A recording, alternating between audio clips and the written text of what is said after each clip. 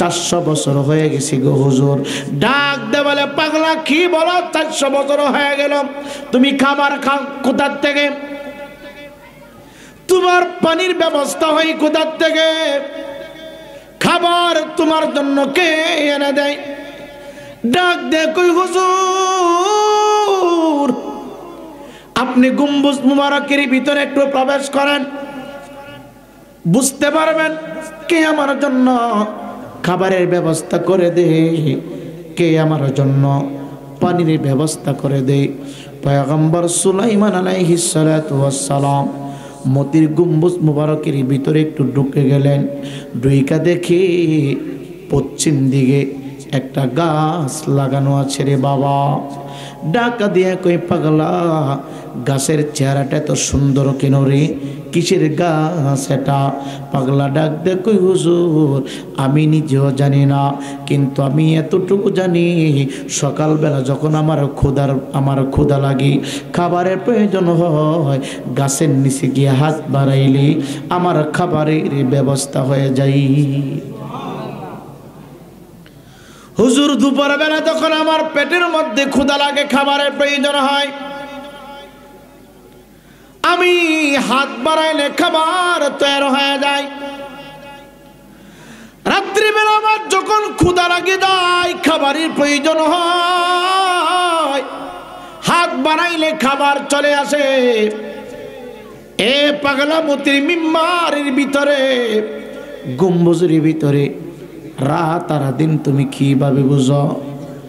ডাক দেয়া কই, হুজুর পূর্ব আকাশ থেকে সূর্য যখন উদিত হইতে শুরু করে, আবার পশ্চিম আকাশে যখন সূর্যটা ঢলে যায়, সূর্যটা নিভে যায়, তখন আমার ঘরের ভিতরে গম্বুজ মুবারকের ভিতরে অন্ধকার হয়ে যায়। তখন আমি বুঝতে পারি এখন রাত হয়ে গেছে।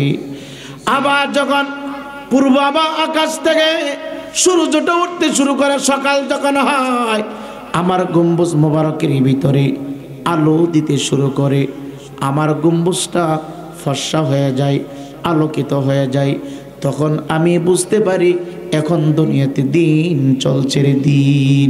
পাগলা ডাক দেয়া কই, হুজুর আপনি ভিতরে একটু দুইকা দেখেন না, গম্বুজ মুবারকের ভিতরে পয়গম্বর সুলাইমান ডাক দেয়া কই, পৃথিবীর মানুষ এটা মতির তো এর গম্বুজ না রে, এই পাগলা আল্লাহর জান্নাতে বসবাস করে।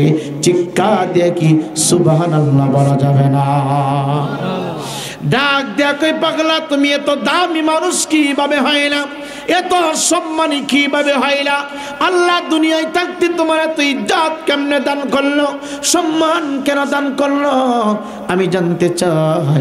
ও এলাকার যুবক ভাইয়েরা, অনেক যুবক ভাইয়েরা আমার পূর্বের আলোচক মা বাবা নিয়ে কথা বলেছি, আমিও 2 মিনিট একটু কথা বলি। অনেক যুবক ছেলেরা আব্বা আম্মারে কষ্ট দেন, পায়ে হাত দিয়া বলি আব্বা আম্মারে কষ্ট দিবেন না। কথার দ্বারাই, বাসার দ্বারাই, চলাফেরার দ্বারাই কোনোভাবে মা বাবার কলিজায় কষ্ট দিবেন না। পয়গম্বর সুলাইমান ডাক দেয়া কয়, পাগলা এত ইজ্জত কেমনে পাইলা, এত সম্মান কেন পাইলা, এত উঁচু মুকাম আল্লাহ তোমারে কেন দান করলো? ডাক দেয়া কয়, হুজুর দুনিয়ার জমিনে আমি আমার মা বাবার বড় আশিক ছিলাম, আমি আমার মা বাবার বড় ভক্ত ছিলাম, আমি আমার বাবারে সম্মান করতাম, আমি আমার মারে ইজ্জত করতাম। জানেননি কেমন ভালোবাসতাম? আমার মা বাবা যখন বৃদ্ধা হয়ে গেল, আমি আমার আব্বা হুজুরকে আমার ডান কাঁধে উঠাইতাম, আমি আমার জনম দক্ষিণী মাকে বাম কাঁধে চড়াইতাম, বাম কাঁধে চড়াইয়া ডান কাঁধে চড়াইয়া তুমি কি করতা? আমার মা যদি কোথাও যাওয়ার প্রয়োজন হতো, আমি সন্তান হিসাবে তার জন্য বাহন আনতাম না, আমি আমার আম্মা হুজুরকে বাম কাঁধের উপরে উঠাইয়া আমার পা দিয়া কষ্ট করে করে আমি নিজে বাহন হইয়া আমার মারে এক জায়গায় পৌঁছায় দিতাম, আমার বাবার এক জায়গায় পৌঁছায় দিতাম। এইভাবে আমি আর হাত দিয়া আমি আমার বাবা বাবাকে খাওয়াই দিতাম, আমি আমার মাকে খাওয়াতাম। এইভাবে আমি প্রত্যেক দিন আমি আমার মাকে কাঁধে চড়াইয়া রাস্তা দিয়ে হাঁটতাম। বাবাকে যখন কাঁধে উঠাইতাম, মাকে যখন কাঁধে উঠাইতাম, এলাকার মানুষগুলো আমারে পাগল বলতো, এলাকার মানুষগুলো আমার নিয়ে মন্তব্য করতো, গ্রামের মানুষগুলো আমারে দেখে ঢিল মারতো, লোকটা পাগল হয়ে গেছে। আর আমি চিৎকার দিয়ে বলতাম, আমি পাগল না রে, আমি তাদের প্রেমে পাগল হয়েছি যারা খুশি হইলি আমার মাওলা খুশি হয়ে যায়, যারা সন্তুষ্ট হইলি রে আমার মুনিব সন্তুষ্ট হয়ে যায়।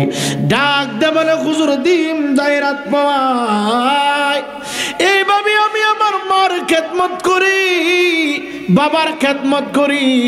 বাবারে আমি কাঁধে নিয়ে ঘুরি, মারে আমি কাঁধে নিয়ে ঘুরি, বাবারে কাঁধে নিয়ে চলি, মারে কাঁধে নিয়ে চলি। আমি যেই দিন থেকে উপযুক্ত হয়ে গেলাম, আমার হাত দিয়া মাখাইয়া মাখাইয়া আমার মার মুখে খানা তুলে দিতাম, বাবার মুখে খানা তুলে দিতাম, আমার মনে বড় তৃপ্তি লাগতো, শান্তি লাগতো। হুজুর হঠাৎ করে একদিন আমার বাবা দুনিয়ার জমিন থেকে বিদায় হয়ে গেছি, আমি বাবা হারা হয়ে গেলাম।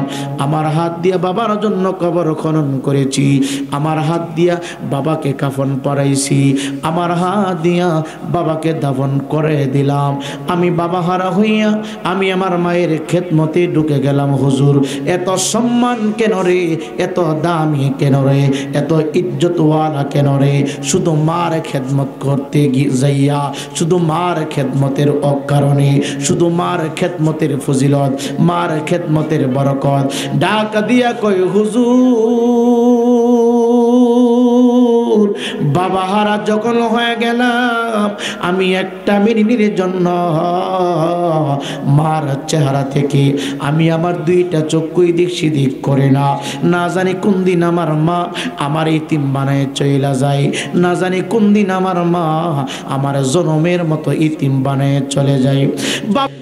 মানে যত নষ্ট মহিলা আছে এরা এ গান গাইতো, কথা কোন ঠিক কিনা? এমনি আপনার বাবার কবরের পাশে কি আপনি গান গাইতে পারবেন? সত্য করে কইবেন। আপনার বাবারে যেখানে মারি দিছেন, আপনার বাবারে যেখানে দাদারে যেখানে মারি দিছেন, এই কবরবাসীদেরকে উদ্দেশ্য করে কি বাউল গান করতে পারবেননি? আচ্ছা, আজ পর্যন্ত শুরু থেকে পর্যন্ত শুনছেন যে কবরবাসীদের স্মরণে বাউল গান গাইছে? কবরবাসীদের স্মরণে যাত্রাপালা করছে, নাটক করছে, এগুলি করছে? আপনিও শুনেন নাই, আমিও শুনি নাই। তাহলে আপনার এলাকার কবরবাসীদের উদ্দেশ্যে যদি বাউল গানের ব্যবস্থা না হয়, তাহলে পীর ফতে আলী রহমতুল্লাহ আলাই উনি তো একজন খাঁটি আল্লাহর ওলি, উনি সার্টিফিকেট প্রাপ্ত ওলি, উনি যে কত বড় দরজার ওলি এটা আমি বুঝাইতে পারবো না। একজন ওলির মাজারে কেন এই অবস্থা? এটা ওলির কোনো অপরাধ নাই, অপরাধ হইল কিছু স্বার্থবাদী মানুষের। কথা বলেন ঠিক না বেঠে? এরা এই মাজারটা দিয়ে তারা ব্যবসা জুড়াইছে। ঠিক না বেটে? এই মাজার দিয়ে কি জুড়াইছে? ব্যবসা জুড়াইছে। কিছুদিন এক ফাটি খাইছে, অনেক ফাটি দেশতে বাগছে, আর এক ফাটি আইব, এটা সুইচে সুইচে খাইব। কথা কন না, নামিসা কথা কইছি বাজান, লাখ লাখ না কোটি কোটি টাকা এই মাজারে আসতেছে। এই মাজারের টাকা দিয়ে মনে হয় কয়েকটা এলাকার পরিবার চলতে পারতো যদি গরিব মিসকিনে দিত। কথা কন ঠিক না বে ঠিক? সবাই চলে না, যে খাইতেছে পেট মুড়া বানাইতেছে। কথা কন না। তো আমার কথা হচ্ছে একটাই, যে এই যে ইসমাইল রহমতুল্লাহ স্মরণে ওয়াজ মাহফিল তারা করছে, তার ইচ্ছা করলে মাজারের পাশে বাদ্য বাজনা দিয়া গান বাজাইতে পারত, হয় নাই কেন? এখানে যিনি ঘুমাইতেছে আমার মনে হয় উনি হকপন্থী, উনি হক একজন আল্লাহওয়ালার সাথে সহবত ছিল তার, উনিও একজন আল্লাহর ওলি। এর জন্য আল্লাহর ওলির স্মরণে অন্য কিছু হচ্ছে না, কোরআন হাদিসের আলোচনা হচ্ছে। কথা বলেন ঠিক কিনা ভাই? আল্লাহর রহমত পাওয়া যায়, ইন্না রাহমাতাল্লাহি করিবুম মিনাল মুহসিনিন। চিল্লে বলেন সুবহানাল্লাহ। আল্লাহর ওলিদের ক্ষমতা আছে না নাই? ক্ষমতা দিয়েছেন কে? জোরে বলেন কে? সম্মানিত হাজিরিন, পয়গম্বর সুলাইমান আলাইহিস সালাতু ওয়াস সালাম ডাক দেখো, এই দুনিয়ার মানুষ শুনো, আল্লাহ রাব্বুল আলামিন আমাকে একটা সিংহাসন দিয়েছিলেন, একটা কুরসি দিয়েছিলেন, যে সিংহাসনের ভিতরে বসে বসে আমি গোটা পৃথিবীটা রাজত্ব করেছি।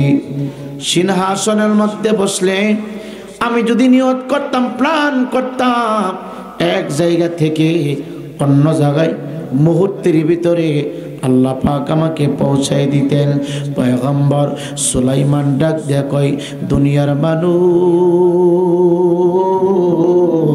আমি একদিন সিংহাসনের ভিতরে বসা, আমি পথ চলবো, ভ্রমণ করব, আল্লাহর পৃথিবীটা আমি ঘুরে ঘুরে দেখব।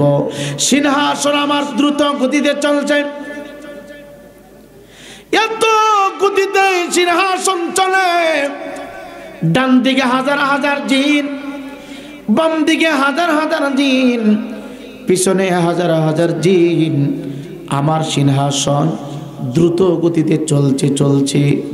এটা রাস্তা দিয়ে চলে না, ঘর বাড়ির উপর দিয়ে চলে না, এটা উপর দিয়ে চলতেছে রে বাবা। হেলিকপ্টার যেভাবে চলে, বেঈমান যেভাবে চলে রে, রকেট যেভাবে চলে, আল্লাহর পয়গম্বর সুলাইমান আলাইহিস সালাতু ওয়াস সালামের সিংহাসন তার চাইতে দ্রুত গতিতে চলতো। পেট্রোলের কোনো প্রয়োজন হতো না, তৈলের কোনো প্রয়োজন হতো না, পানির কোনো প্রয়োজন হতো না, ব্যাটারির সাহায্যে চলতো না। আল্লাহ তাআলার কুদরতিভাবে পয়গম্বর সুলাইমান নবীর সিংহাসন উপর দিয়া চলতো। চিৎকার দিয়া বলেন সুবহানাল্লাহ। পয়গম্বর সুলাইমান আলাইহিস সালাতু ওয়াস সালাম বলেন, আমি সিংহাসনের মধ্যে বসা, আমার সিংহাসন চলছে চলছে, হঠাৎ করে লোহিত সাগরের কাছাকাছি চলে গেল। সাগরের পাশ দিয়া আমার সিংহাসন যাচ্ছে দ্রুত গতিতে। আমি তাকায় দেখি যে সাগরের পার দিয়া আমার সিংহাসন যাচ্ছে, আমার সিংহাসন দ্রুত গতিতে চলছি। ওই লোহিত সাগরের মাঝখানে সুন্দর একটা মতির গম্বুজ মোবারক দেখা যায়। লোহিত সাগরের মাঝখানে মতির একটা গম্বুজ মোবারক, মতি মতি। যুবক ভাই, দামি পদার্থ, মতির গম্বুজ মোবারক লোহিত সাগরের মাঝখানে হেলিয়ার দুলে, উপরে ওঠে না, নিচের দিকেও যায় না। পয়গম্বর সুলাইমান আলাইহিস সালাতু ওয়াস সালাম মতির গম্বুজ মোবারক দেখিয়া উনি আশ্চর্য হয়ে গেলেন। লোহিত সাগরের মাঝখানে, লোহিত সাগরের মাঝখানে মতির একটা মিম্বার গম্বুজ দেখা যায়, বিষয়টা কি?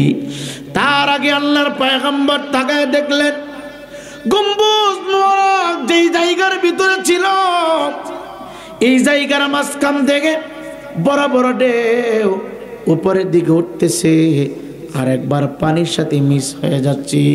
বড় বড় ঢেউ উপরের দিকে উঠতেছে। আল্লাহর পয়গম্বর মনে মনে চিন্তা করলেন, সাগরের মাঝখান থেকে যদি এত বড় বড় ঢেউ উপরের দিকে উঠে, হয়তো ঢেউগুলির কাছাকাছি চলে আসলে মানুষের কোনো ক্ষতিগ্রস্ত হয়ে যাবে, মানুষের সম্পদ নষ্ট হয়ে যাবে, মানুষের চলাফেরা বন্ধ হয়ে যাবে। আল্লাহর পয়গম্বর সুলাইমান আলাইহিস সালাতু ওয়াস সালাম ডাক দেয়া বলে, এই ঢেউকে উদ্দেশ্য করে বলে, লোহিত সাগরের পানির দিকে নজর কইরা পয়গম্বর সুলাইমানের নবুয়তের জবান মুবারক দিয়া ডাক দিয়া কয়, পানি স্থির হয়ে যাও, পাগলামি করিও না, এইভাবে লাফাইতেছে কেন, লাফাইতেছে কেন? ইমানদার মুসলমান বাবা, নদীর পানির ঢেউ লাফায় না। এ যুবক বাইরে, পয়গম্বর সুলাইমান ডাক দিয়ে বলি, আমি খেয়াল করেছি নদীর পানি একবার উপরে উঠে আর একবার পানির সাথে মিশে যায়। পানিগুলো এমনভাবে লাফালাফি করতেছে, ও পৃথিবীর মানুষ, নদীর ভিতরে বড় বড় বড় ঢেউ ঢেউ উঠতেছে, এইগুলো ঢেউ ওঠে না রে। পানির ভিতরে যখন মহান রবের জাগর প্রেমের জাগরণ শুরু হয়ে যায়, আল্লাহর প্রেমে যখন বিভোর হয়ে যায়, মানুষ দেখবেন একবার যায় জিকির করতে করতে বসা থেকে দাঁড়ায়া যায়, বসা থেকে হাল্লা চিল্লা করতে শুরু করে, নাচতে আরম্ভ করে, দাঁড়াইতে শুরু করে। পয়গম্বর সুলাইমান বলে পানি বড় বড় ঢেউ এইগুলি উপরের দিকে উঠে না, আল্লাহর প্রেমে যখন বিভোর হয়ে যায়, আল্লাহ জিকির করতে করতে যখন বিভোর হয়ে যায়, পানি নিচ থেকে লাফ মেরে উপরে উঠে যায়। চিৎকার দিয়ে বলেন সুবহানাল্লাহ। এই জন্য আমার আল্লাহ কয় ফাযকুরুনি আযকুরুকুম ওয়াশকুরুনি ওয়ালা তাকফুরুন। আল্লাহ বলে বান্দা তুমি আমার জিকির করবা, আমিও তোমার জিকির করবা, তুমি আমারে স্মরণ রাখবা, আমি আল্লাহ তোমারে স্মরণ করাবো। এ যুবক ভাই বলবেন হুজুর আল্লাহ বান্দার জিকির কেমনে করবে? আল্লাহ বান্দার জিকির করে না, বান্দা অপরাধগুলো নিয়ে আল্লাহর নামে তাসবিহ পাঠ করবে, আর আমার আল্লাহ বান্দার স্মরণ করিয়া বান্দার অপরাধগুলো মুছে দিবে, বান্দার অপরাধগুলো ক্ষমা করে দিবে। চিৎকার দিয়ে বলেন সুবহানাল্লাহ। পয়গম্বর সুলাইমান আলাইহিস সালাতু সালাম নজর করে দেখেন, লোহিত সাগরের মাঝখান থেকে বড় বড় ঢেউ উপরের দিকে উঠে, উপরে উঠতেছে, লাফ মারতেছে। হঠাৎ করে পানিকে বললেন পানি থেমে যাও, আর তুমি বাড়াবাড়ি করবা না। পয়গম্বর সুলাইমান আলাইহিস সালাতু সালাম যখন এই কথা বলে দিলেন, বলার সাথে সাথে সাগরের পানি স্লো হয়ে গেল, ঠান্ডা হয়ে গেল, একবারে শীতল হয়ে গেল, আর কোনো আওয়াজ করে না, আর কোনো শব্দ করে না। পয়গম্বর সুলাইমান ডাক দেয় কয় দুনিয়ার মানুষ, লোহিত সাগরের মাঝখানে বড় বড় পানির ঢেউটা যে উপরে উঠতেছিল রে, ঢেউটা যখন স্লো হয়ে গেল, পানির সাথে মিশে গেল, আমি নজর কইরা দেখলাম ওই বড় বড় ঢেউর জায়গায় মতির একটা গম্বুজ মোবারক দেখা যায়।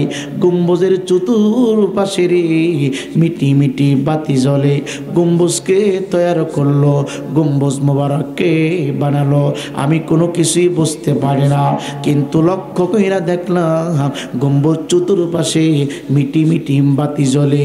গম্বুজের তলা মাটির সাথে মিক্স লাগানো না, মাটি থেকে অনেক উপরে। পানির ঢেউ যেই দিকে যায় গম্বুজটা নড়াচড়া করে, সেই দিকে যাইতে শুরু করে। দেখবেন শিশু বাচ্চারে দোলনার ভিতরে শোয়াইয়া যেইভাবে দোলনাটা ধাক্কা দিবেন, ওই দিকে দোলনাটা চলে যায়, ওই দিকে দোলনাটা চলে যায়। ডান দিক থেকে ধাক্কা দিলে বাম দিকে চলে যায়, বাম দিক থেকে ধাক্কা দিলে ডান দিকে চলে যায়। আবার উত্তর দিকে ধাক্কা দিবেন, দক্ষিণ দিকে চলে যাবে। দক্ষিণ দিক থেকে ধাক্কা দিবেন, আবার উত্তর দিকে চলে যাবে। পূর্ব থেকে ধাক্কা দিলে পশ্চিমে চলে যায়, পশ্চিম দিক থেকে একটু টাচ করলে আবার পূর্ব দিকে চলে যায়। তেমনি ভাবে পানির ঢেউ যে দিক থেকে আসে, লোহিত সাগরের মাঝখানে মতির গম্বুজ মুবারক পানির ঢেউয়ের সাথে এইভাবে হেলতেছে, দুলতেছে।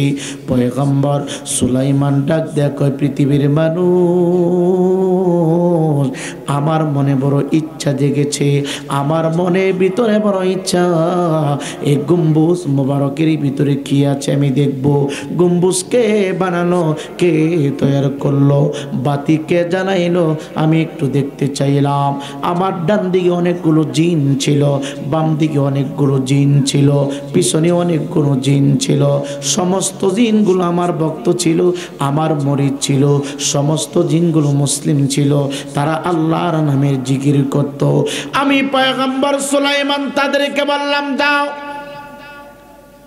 লোহিত সাগরের মাঝখান থেকে সুন্দর মতির গম্বুজ মুবারকটুকু উঠায় নিয়ে আসো। সাগরের মাঝখান থেকে জিনেরা যাইয়া গম্বুজ মুবারকটুকু লোহিত সাগরের মাঝখান থেকে উঠায় নিয়ে আসলেন। নদীর পার পয়গম্বর সুলাইমান নবীর সামনে রাখা হয়ে গেল।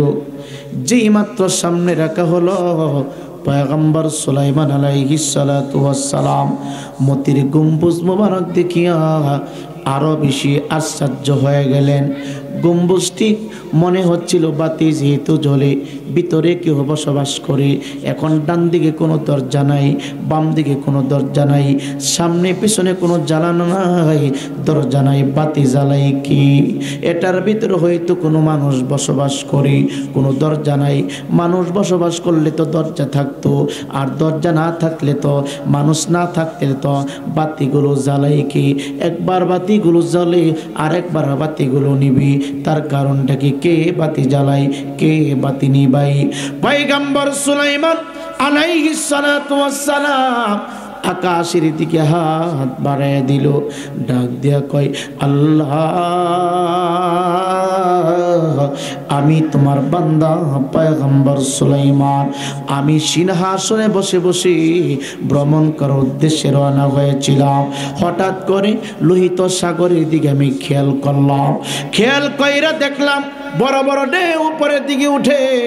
আমি নিষেধ করার পরে ঢেউ পানির সাথে স্লো হয়ে গেছে, ঢেউ পানির সাথে মিশে গেছে।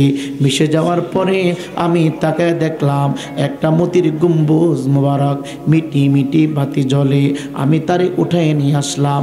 এখন আমার মনে বড় ইচ্ছা, মতির গম্বুজের ভিতরে কে থাকে, কোন মানুষ বসবাস করে, আমি তার সাথে একটু সাক্ষাৎ করতে চাই। চিৎকার দেখি আল্লাহু আকবার বলা যাবে না। সম্মানিত হাজিরিন, আল্লাহর কাছে দোয়া করার পরে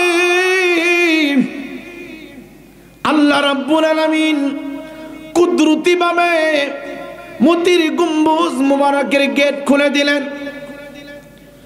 পয়গম্বর সুলাইমান আলাইহিস সালাতু ওয়াস সালাম তাকায় দেখেন, গেটটা যখন খোলা হলো, ভিতর থেকে ঠান্ডা বাতাস বাহির হইতেছি।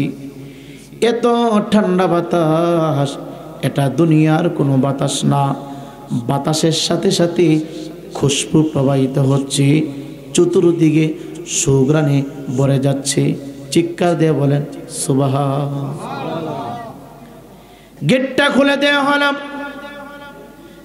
গেট দিয়া ঠান্ডা বাতাস বাহিরে হচ্ছে, খুশবু বাহির হচ্ছে।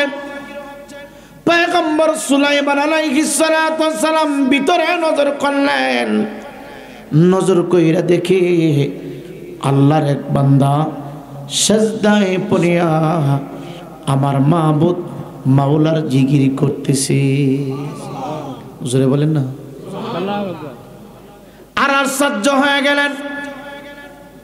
সাগরের মাঝখানে মতির গম্বুজ, দরজা নাই, জানালা নাই, ঘরের ভিতরে বাতিও নাই, কেমনে থাকে, কিভাবে থাকে? খাবার থেকে সংগ্রহ করে আরো আশ্চর্য হয়ে গেলেন। পাগলা ডাক দিয়া কয়, এ আল্লাহর বান্দা, তুমি কি কোনো ফেরেশতা, নাকি কোনো জিন, নাকি আদম সন্তান? একবার, দুইবার, তিনবার ডাক দেওয়ার পরে রে বাবা, যে বান্দাটা মতির গম্বুজ মোবারকের ভিতরে সেজদায় পরে পরে আল্লাহর নামের জিকির করতেছিল, ওই বান্দাটা সেজদা থেকে মাথা উপরের দিকে উঠাইয়া তাকায় দেখি সাধারণ কোনো মানুষ দেখে না, জামানার পয়গম্বর হযরতে সুলাইমান নবী তারে স্মরণ করতেছেন। ডাক দিচ্ছি, ডাক দেয়া কই, হুজুর, সাগরের পার দিয়া কত মানুষ যায়, আজ পর্যন্ত কেউ আমার সাথে কথা বলে নাই, আজ পর্যন্ত কোনো পাগলা আমার দিদার নিতে পারে নাই, আমার সাথে কথা বলতে পারে নাই, মতির গম্বুজ ভিতর থেকে উঠাইতে পারে নাই। আপনি পারলেন কিভাবে? আমি যেতে চাচ্ছিলাম, আমি দেখলাম ঢেউর সাথে সাথে তোমার বাসস্থান গম্বুজ মোবারক এইভাবে নড়াচড়া করি, উপরে মিটি মিটি করে বাতিগুলো জ্বলে আর নিবে। আমি চিন্তা করলাম গম্বুজকে কেন রে, বাতি জ্বলো কেন রে? মনে হচ্ছে এখানে আল্লাহর কোনো প্রিয় বান্দা থাকি, আমি দেখতে চাইলাম, এই জন্য উঠাই নিয়ে আসলাম। ডাক দেখো বান্দা রে, ও আল্লাহর বান্দা, পৃথিবীতে এত জায়গা থাকতে, আসমানের নিচে জমিনের উপরে এত ভালো ভালো জায়গা থাকতে, তুমি কেন লোহিত সাগরের মাঝখানে মতির গম্বুজ মুবারকের ভিতরে বৈশা বৈশা আল্লাহর জিকির করো? তার কারণ কি, বিষয়টা কি? এত চুমকাম, এত মর্যাদা কিসের জন্য তোমার হয়েছে? এত সম্মান আমার আল্লাহ কেন বাড়ায় দিল? এ যুবক বাইরে, এই দুনিয়াটা আসল না রে বাবা, এই দুনিয়ার ক্ষমতা আসল ক্ষমতা না। সম্মান তুমি যদি অর্জন করতে চাও, ইজ্জত তুমি যদি পাইতে চাও, জানিয়া রাখো এই দুনিয়াটা আদ-দুনিয়া সিজনুল মুমিনিনা ওয়া জান্নাতুল কাফিরিন। এই দুনিয়াটা কাফের মুশরিকদের জন্য বালাখানা হবে, সুখ শান্তি করার জায়গা হবে। আর ঈমানদারের জন্য বাবা কদমে কদমে তার বিপদ হবে। ইমানদারের জন্য, নামাজি বান্দার জন্য, একজন পরহেজগার আল্লাহওয়ালার জন্য এই দুনিয়াটা হবে একটা জেলখানার মতো। এই জন্য যেইভাবে ইচ্ছা সেইভাবে চললে চলবে না, হিসাব তোমাকে দিতে হবে রে বাবা। পয়গম্বর সুলাইমান ডাক দিয়া বলে, জমিনের উপরে এত ভালো ভালো জায়গা থাকতে, সাগরের মাঝখানে মতির গম্বুজের ভিতরে তুমি কেমনে ঢুকলা? তুমি কিভাবে ঢুকলা? আমি জানতে চাই। ডাক দে কই, হুজুর আমি ঢুকি নাই। তাহলে শুনুন, আমি দুনিয়ার জমিনে আমার গর্ভধারিণী মা, আমার জন্মদাতা পিতামাতার অনেক ভক্ত ছিলাম। আমি আমার আব্বা আম্মাকে বড় ভালোবাসা দিতাম, আমি আমার আব্বা আম্মাকে বড় সম্মান করতাম, আমি আমার আব্বা আম্মাকে বড় ইজ্জত করতাম। ঠিক আছে, তুমি তোমার আব্বা আম্মাকে ভালোবাসা দিতা, ইজ্জত দিতা। এখন আমি জানতে চাই, এই মতির গম্বুজ মুবারকের ভিতরে তুমি কতদিন পর্যন্ত আল্লাহর নামের তাসবিহ পাঠ করো? কতদিন পর্যন্ত আল্লাহর নামে জিকির করতেছ? কতদিন পর্যন্ত আল্লাহর নামের তাসবিহ পাঠ করতেছ? কত বছর পর্যন্ত গম্বুজ মুবারকের নিচে ভিতরে তুমি? 400 বছর হয়ে গেছে গো হুজুর। ডাক দে বলে, পাগলা কি বলো? 400 বছর হয়ে গেল। তুমি খাবার খাও কোথার থেকে? তোমার পানির ব্যবস্থা হয় কোথার থেকে? খাবার তোমার জন্য কে এনে দেয়? ডাক দে কই, হুজুর আপনি গম্বুজ মুবারকের ভিতরে একটু প্রবেশ করেন, বুঝতে পারবেন কে আমার জন্য খাবারের ব্যবস্থা করে দে, কে আমার জন্য পানির ব্যবস্থা করে দে। পয়গম্বর সুলাইমান আলাইহিস সালাতু ওয়াস সালাম মতির গম্বুজ মুবারকের ভিতরে একটু ঢুকে গেলেন। ঢুইকা দেখে পশ্চিম দিকে একটা গাছ লাগানো আছে রে বাবা। ডাকা দিয়া কই, পাগলা গাছের চেহারাটা এত সুন্দর কেন রে? কিসের গাছ এটা? পাগলা ডাক দে কই, হুজুর আমি নিজেও জানি না, কিন্তু আমি এতটুকু জানি, সকালবেলা যখন আমার ক্ষুধা লাগে, খাবারের প্রয়োজন হয়, গাছের নিচে গিয়ে হাত বাড়াইলে আমার খাবারের ব্যবস্থা হয়ে যায়। হুজুর দুপুরবেলা যখন আমার পেটের মধ্যে ক্ষুধা লাগে, খাবারের প্রয়োজন হয়, আমি হাত বাড়াইলে খাবার তৈরি হয়ে যায়। রাত্রিবেলা আমার যখন ক্ষুধা লাগে যায়, খাবারের প্রয়োজন হয়, হাত বাড়াইলে খাবার চলে আসে। এ পাগলা মতির মিম্বারের ভিতরে, গম্বুজের ভিতরে রাত আর দিন তুমি কিভাবে বুঝো? ডাক দেয়া কই, হুজুর পূর্ব আকাশ থেকে সূর্য যখন উদিত হইতে শুরু করে, আবার পশ্চিম আকাশে যখন সূর্যটা ঢলে যায়, সূর্যটা নিভে যায়, তখন আমার ঘরের ভিতরে গম্বুজ মুবারকের ভিতরে অন্ধকার হয়ে যায়। তখন আমি বুঝতে পারি এখন রাত হয়ে গেছে। আবার যখন পূর্ব আকাশ থেকে সূর্যটা উঠতে শুরু করে, সকাল যখন হয়, আমার গম্বুজ মুবারকের ভিতরে আলো দিতে শুরু করে, আমার গম্বুজটা ফর্সা হয়ে যায়, আলোকিত হয়ে যায়। তখন আমি বুঝতে পারি এখন দুনিয়াতে দিন চলছে রে দিন।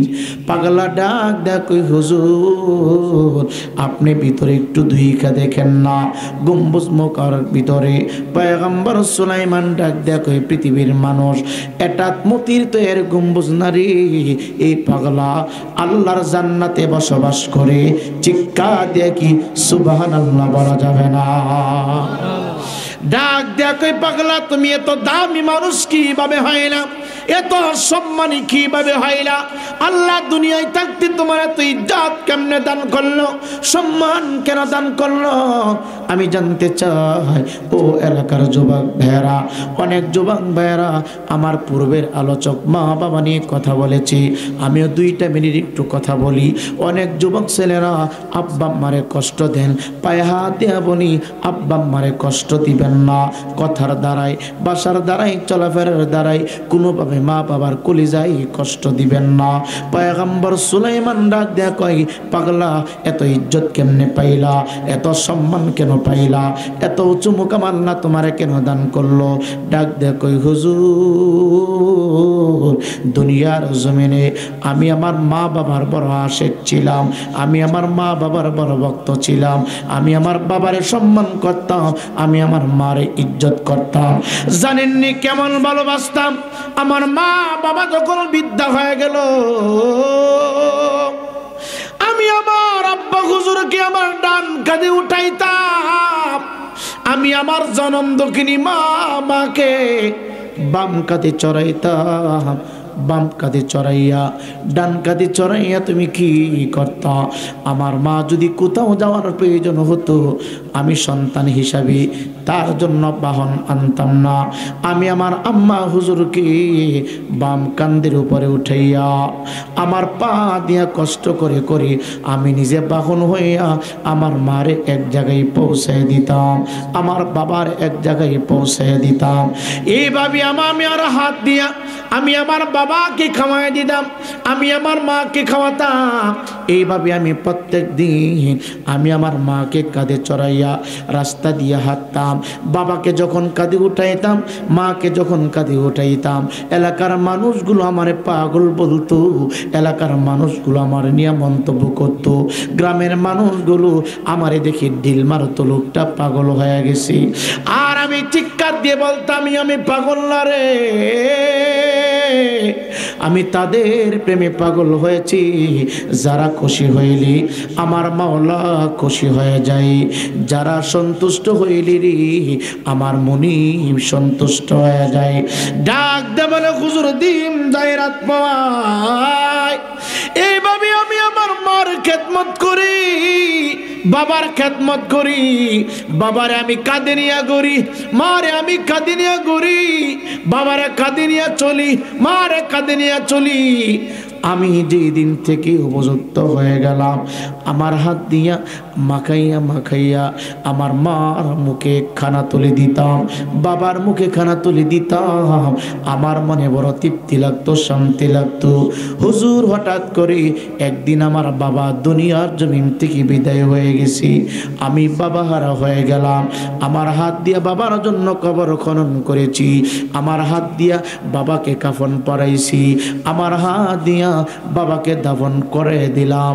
আমি বাবা হারা হইয়া আমি আমার মায়ের খেদমতে ঢুকে গেলাম। হুজুর এত সম্মান কেন রে, এত দামি কেন রে, এত ইজ্জতওয়ালা কেন রে? শুধু মার খেদমত করতে যাইয়া, শুধু মার খেদমতের অকারণে, শুধু মার খেদমতের ফজিলত, মার খেদমতের বরকত। ডাক দিয়া কই হুজুর বাবা হারা যখন হয়ে গেলাম আমি একটা মিনিটের জন্য মার চেহারা থেকে আমি আমার 2টা চক্ষু দিক সেদিক করে না, না জানি কোন দিন আমার মা আমার ইতিম বানায় চইলা যায়, না জানি কোন দিন আমার মা আমার জনমের মতো ইতিম বানায় চলে যায়।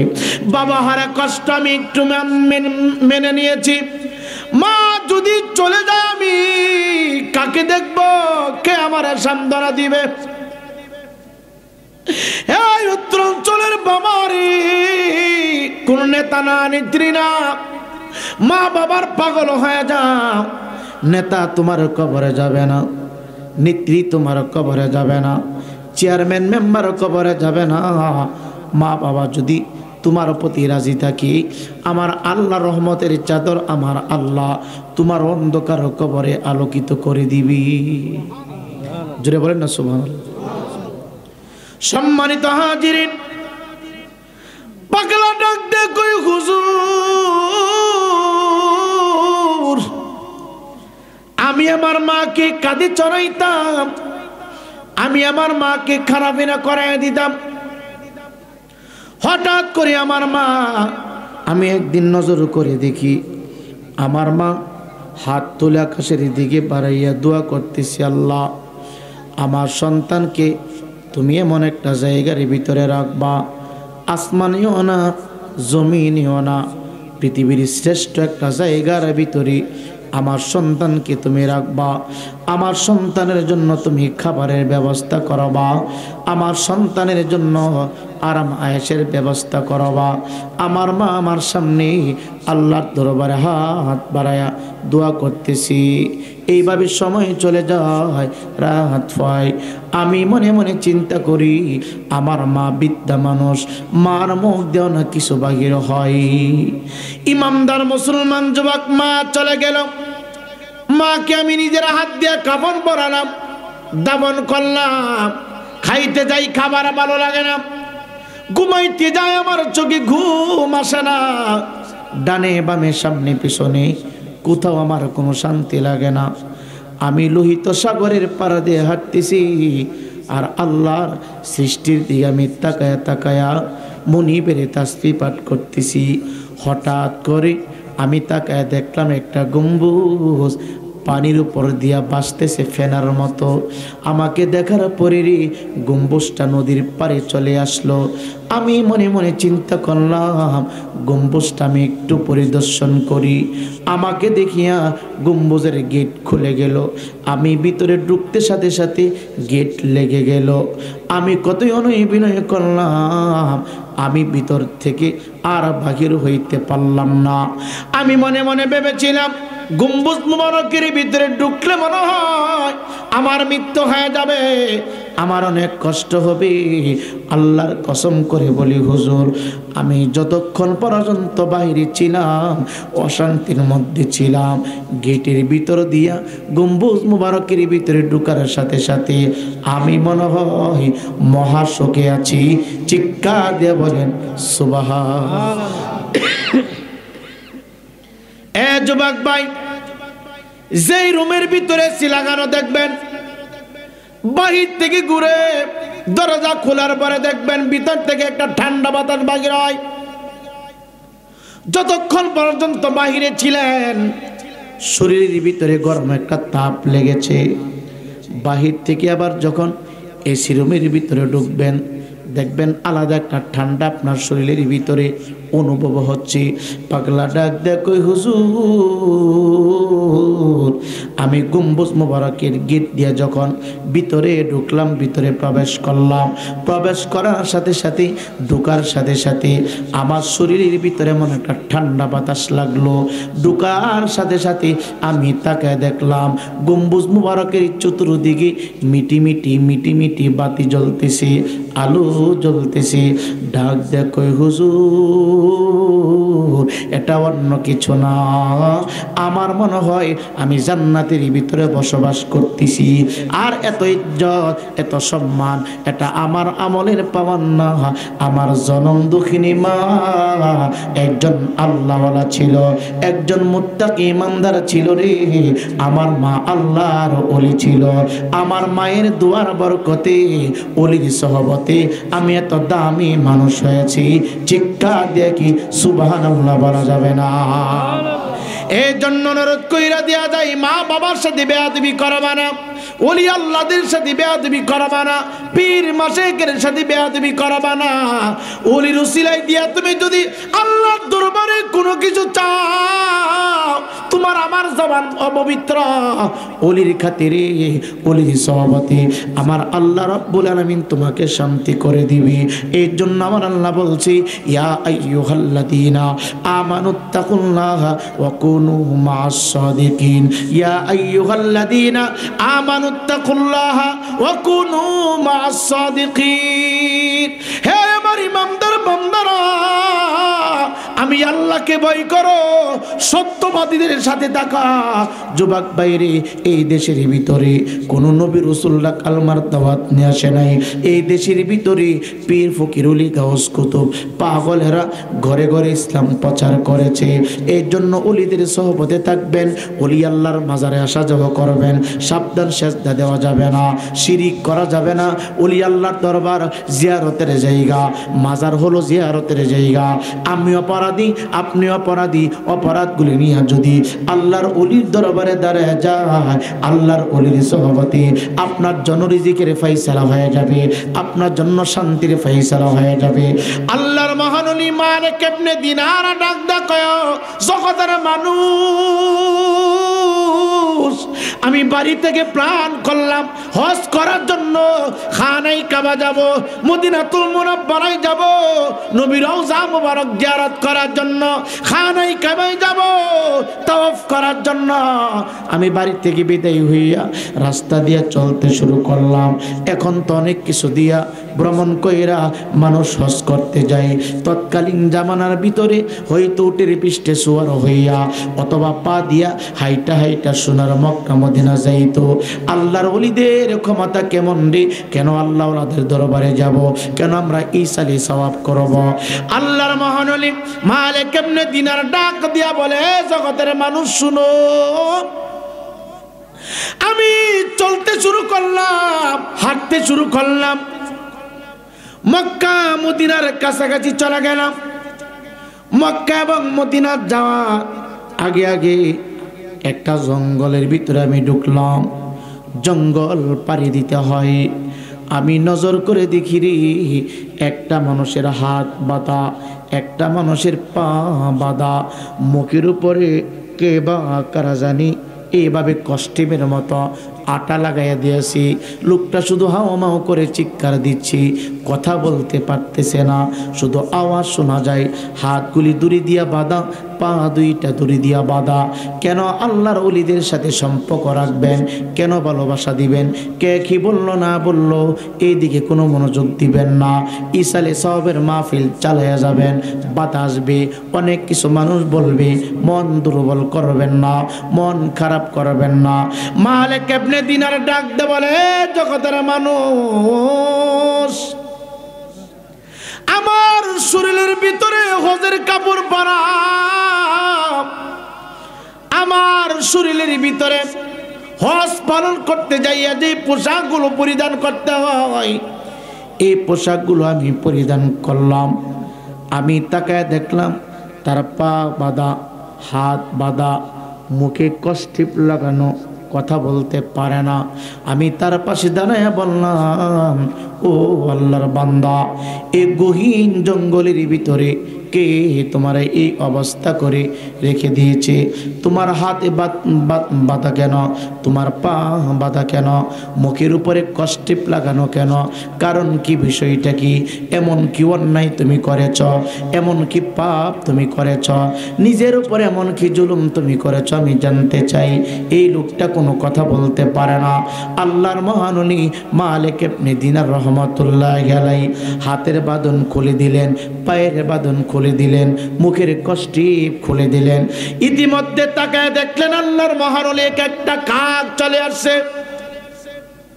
কাকের মুখে একটা রুটি। এ যুবক ভাই, রুটি আল্লাহর বান্দার মুখে, কাকের মুখ থেকে আল্লাহর বান্দার মুখে রুটিটা সিঁড়ি সিঁড়ি ভিতরে ঢুকাই দিতেছি। আরো আশ্চর্য হয়ে গেল, আরো অবাক হয়ে গেল। ডাক দেয়া বলল, তোমার হাত বাঁধা কেন? তোমার পা বাঁধা কেন, মুখে কষ্টিপ কেন? বললেন হুজুর আপনি যেমনভাবে হজ পালন করার জন্য ঘর থেকে রাস্তা ধরলেন মক্কা এবং মদিনা যাবেন, আমিও নিয়ত করি হজ পালন করার জন্য মক্কা মদিনা যাওয়ার জন্য এই রাস্তা দিয়ে চলছিলাম। মাঝখানে ডাকাত দল আটকায় আমার সমস্ত কিছু নিয়ে গেল, আমার টাকা পয়সা অর্থ খাবার টাবার সব কিছু নিয়ে গেল। শুধু নিল না, আমার হাত তারা বেঁধে দিল, পা বেঁধে দিল, মুখের মধ্যে কষ্টিপ লাগাই দিল। আমি কত অনুরোধ করলাম আমার সম্পদ তোমরা নিয়ে যাও, আমার যা যা আছে সব কিছু নিয়ে যাও, আমার হাত বাঁধবা না, পা বাঁধবা না, আমার মুখটা তোমরা বন্ধ করবা না। তারা কোনো কিছুই শুনলো না। আজকে একদিন না, 2 দিন না, 7 দিন পর্যন্ত আমি জঙ্গলার ভিতরে এইভাবে পড়ে আছি, এই অবস্থার ভিতরে পড়ে আছি। আমার কোনো খাবারের ব্যবস্থা হয় না। ডাক দেখো পাগলা তুমি কি খাও? কে তোমার খাবারের ব্যবস্থা করে? আল্লাহর মহান ওলি জিজ্ঞাসা করলেন, হাত বাঁধা, পা বাঁধা, মুখে কষ্টিপ লাগানো, কে তোমার খাবার দেয়? কোত্থেকে তুমি খাবার আনো? আমি জানতে চাই। এই পাগলা ডাক দেখো হুজুর 3 দিন পরে আমি যখন অনাহারে আমার তৃষ্ণার্ত হয়েছি, আমার ক্ষুধা লেগেছে, আমি শুধু আল্লাহকে বলছি, আল্লাহ তুমি ছাড়া আমার বাঁচানেওয়ালা কেউ নাই, তুমি ছাড়া আমার তরানেওয়ালা কেউ নাই। 3 দিন পরে গভীর রজনীতে আমি তাকায় দেখি একটা কালো রঙের কাক তার ডানার ভিতরে খাবার নিয়ে আমার কাছে উপস্থিত হয়েছে। খানা কিভাবে তুমি খেয়েছো জানতে চাই। ডাক দিয়া কই হুজুর গো, কাকের লম্বা ঠোঁটটা দিয়া আমার কষ্টিপ লাগানো ছিল, এই কষ্টিপ একটু ফাঁকা করে রুটি আমার মুখের ভিতরে দিচ্ছে। আমি এইভাবে 3 দিন পর থেকে রুটি খাইতেছি, এইভাবে কুদরতিভাবে পানি পান করতেছি। আল্লাহর মহান ওলি ডাক দে বলে, এই আল্লাহর বান্দা তুমি শুনো, তুমি এমন কি ভালো কাজ করেছ, এমন কি নেকির কাজ তুমি করেছ? পাগলা ডাক দেখো হুজুর গো, আমি এমন কোনো ভালো কাজ করি নাই, নেকির কাজ করি নাই, আমি শুধু আল্লাহর উপরে ভরসা রেখেছি, আমি শুধু আল্লাহর উপরে ভরসা রেখেছি। আর একজন মুত্তাকি আল্লাহর সাথে আমার সম্পর্ক ভালো ছিল। চিৎকার দিয়ে বলেন সুবহানাল্লাহ। এই জন্য আপনাদের সকল অনুরোধ করাবা, একজন আল্লাহর ওলির সাথে সম্পর্ক রাখবেন, ভালো মানুষের সাথে সম্পর্ক রাখবেন। জোরে বলে সকলে বলি মারহাবা। আমরা এখানে আসতে পেরে বসতে পেরে সবাই খুশি না বেজার? জোরে বলেন খুশি না বেজার? এই মাহফিল আপনাদের, এই মাহফিল আপনার এলাকার, এই মাহফিল এখানে যিনি শুয়ে আছেন সবাই শুধু ওনার স্মরণে না, চিন্তা করবেন যে আমার মা, আমার বাবা, আমার আত্মীয়, আমার স্বজন অন্ধকার কবরে শুয়ে আছে। সবাই প্রত্যেকের কবরবাসীর উদ্দেশ্যে সবাই সম্মিলিতভাবে এই মাহফিলটা প্রতি বছর এখানে আরো বড় করে করবেন। সবাই যার যার অবস্থান থেকে সহযোগিতা করবেন। আপনার কাছে আমার বিনয়ের সহিত বলছি, আমি আপনাকে কোনো মাহফিলে, আমি শুরুতে বলছি এখনো বলছি, কোনো প্রকারের ধর্মীয় অনুষ্ঠান নিয়ে আপনি বিরোধিতা করেন না। আপনার নাম পোস্টারে আসলো কি আসলো না, এদিকে আপনি তাকায়েন না, আপনি শুধু তাকাবেন আল্লাহর দিকে। জোরে বলেন কার দিকে? জোরে বলেন কার দিকে? আপনি মনে রাখবেন, ভালো কাজ করলেও আপনাকে কবরে যেতে হবে, মন্দ করলেও আপনাকে কি করতে হবে? কবরে যেতে হবে। কবর স্যার আমার আপনার কোনো গতি, আর কবরের অবস্থা কিন্তু বেশি একটা ভালো না। কবরের অবস্থা কারো জন্য কবরটা হবে জাহান্নামের একটা আগুনের গর্ত, আবার কারোর জন্য হবে একটা ফুলের বাগান। চিল্লে এখন সুবহানাল্লাহ। এর জন্য আমরা যারা যেই দিকে চলি, যারা যতটুকু আমল করি, আমি একজন মানুষের ক্ষতি করলাম, নষ্ট করলাম, আমি একজনের গীবত বললাম, একজনের সমস্যা করলাম, আমাকে যেমন কবরে যেতে হবে আর একজন মানুষকে কবরে যেতে হবে। কথা বলেন ঠিক কিনা? এর জন্য অনুরোধ আপনার কাছে, আপনার পায়ে ধরে বলছি, কোনো ধর্মীয় অনুষ্ঠান নিয়ে কেউ বিরোধিতা করবেন না। কোনো ধর্মীয় অনুষ্ঠান না, মসজিদ, মাদ্রাসা, ওয়াজ মাহফিল, তারপরে আরও ধর্মীয় যত অনুষ্ঠান আছে, কোনো অনুষ্ঠান নিয়ে কোনো বিরোধিতা করবেন না। দাওয়াত দিলে আপনি আসবেন, দাওয়াত দিলে আপনি বাড়িতে থাকবেন। আপনাকে দাওয়াত দিল বা না দিল, আপনি তো মুসলিম। নামাজ পড়া সকলের জন্য কি ফরজ না? কথা বলেন। নেতা রেখি দাওয়াত দিয়ে নামাজ পড়ান লাগবো? জোরে কর না। নেতা রেখি দাওয়াত দিয়ে কোরআন শেখান লাগবো? নামাজ পড়া যেমন ফরজ, ওয়াজ মাহফিলে আসা যেমন সকলের জন্য সওয়াব, নেতার জন্য সওয়াব। তখন কোন নেতার নাম উঠলো না উঠলো এদিকে যদি তাকায় থাকি তাহলে কি চলবো? তাহলে আপনার আখেরাত নষ্ট হয়ে যাবে, আপনার আখেরাত ধ্বংস হয়ে যাবে। এই জন্য অনুরোধ করতেছি, মসজিদে আজান হইলে যেমন সকল কোয়ালিটির মানুষ মসজিদের দিকে দৌড়ায়, ওয়াজ মাহফিলের এলান যখন হবে, আপনি বড় হন, ছোট হন, রিক্সা চালক হন, এলাকার মেম্বার হন, চেয়ারম্যান হোক, দাওয়াত হোক বা না হোক, আপনি যদি মুসলিম হিসাবে আখিরাতকে ভয় করেন, সবের যদি প্রয়োজন হয় দৌড়ায়া ওই মাহফিলের দিকে যেতে হবে। কথা বলেন ঠিক না ঠিক? আরো যারা বলেন ঠিক কিনা? আপনাকে কে দাওয়াত দিল না দিল এদিকে তাকায়েন না, কারণ আপনিও মরবেন, জবাব আপনাকে দিতে হবে। কবরে তো নেকি ছাড়া আর কোনো উপায় আছে? আছে? নেকি ছাড়া কোনো উপায় নাই, জবাব আপনাকে দিতে হবে। ফামাই ইয়ামাল মিসকালা যাররাতিন খায়রান ইয়ারা ওয়া মান ইয়ামাল মিসকালা যাররাতিন শাররান ইয়ারা। হে মিয়া, আমার কাছ থেকে যেমন সেকেন্ডের হিসাব নেওয়া হবে, আপনার কাছ থেকে নেওয়া হবে এই জাররা জাররা করে। আল্লাহ পাক প্রত্যেকটা বান্দা এবং বান্দির কাছ থেকে হিসাব নেবেন। জাররা কাকে বলে? একটা সরিষার দানা শক্ত একটা কাঠের টুকরার উপরে রাইখা 100 ভাগ করলেন, 99 ভাগ একদিকে, 1 ভাগের নাম হলো জাররা, 70 ভাগ একদিকে, 30 ভাগের নাম হইল জাররা।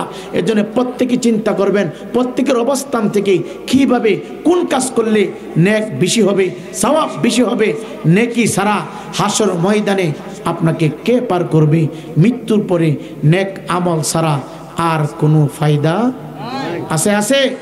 দুনিয়াতে আমরা যত বড় বক্তা হই না কেন, আমরা দুনিয়াতে যত বড় নেতা হই না কেন, কিন্তু হাসর মাঠে আমাকে দাঁড়াতে হবে। কথা কোন ঠিক কিনা? আল্লাহ রাব্বুল আলামিন বলবে, অন্তা জুল ইয়াউমা আইয়ুহাল মুজরিমুন, হে পাপিষ্ঠর দলেরা, পাপিষ্ঠর দলেরা, তোমরা নেককার বান্দা থেকে আলাদা হয়ে যাও। তখন বুঝতে পারবেন যে আপনার অবস্থাটা কি হবে।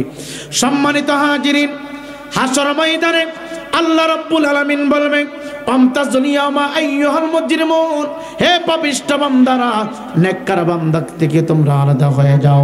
এই দুনিয়ার জমিনে যত বড় পাপিষ্ঠ বান্দা ছিল, যত বদকার ছিল, যত বদকার বান্দা বান্দি ছিল, নেককার বান্দা বান্দি থেকে সবাই আলাদা হয়ে যাবে। ওই দিন ইচ্ছা না থাকলেও আপনাকে আলাদা হতে হবে। বেনামাজি আলাদা হয়ে যাবে, যারা অন্যান্য গুনাহের কাজ করেছে, যাদের জন্য নেক কাজের দরজাগুলি বন্ধ হয়ে গেছে, এরা সবাই আলাদা হয়ে যাবে। হিসাব নিকাশ শুরু হয়ে যাবে।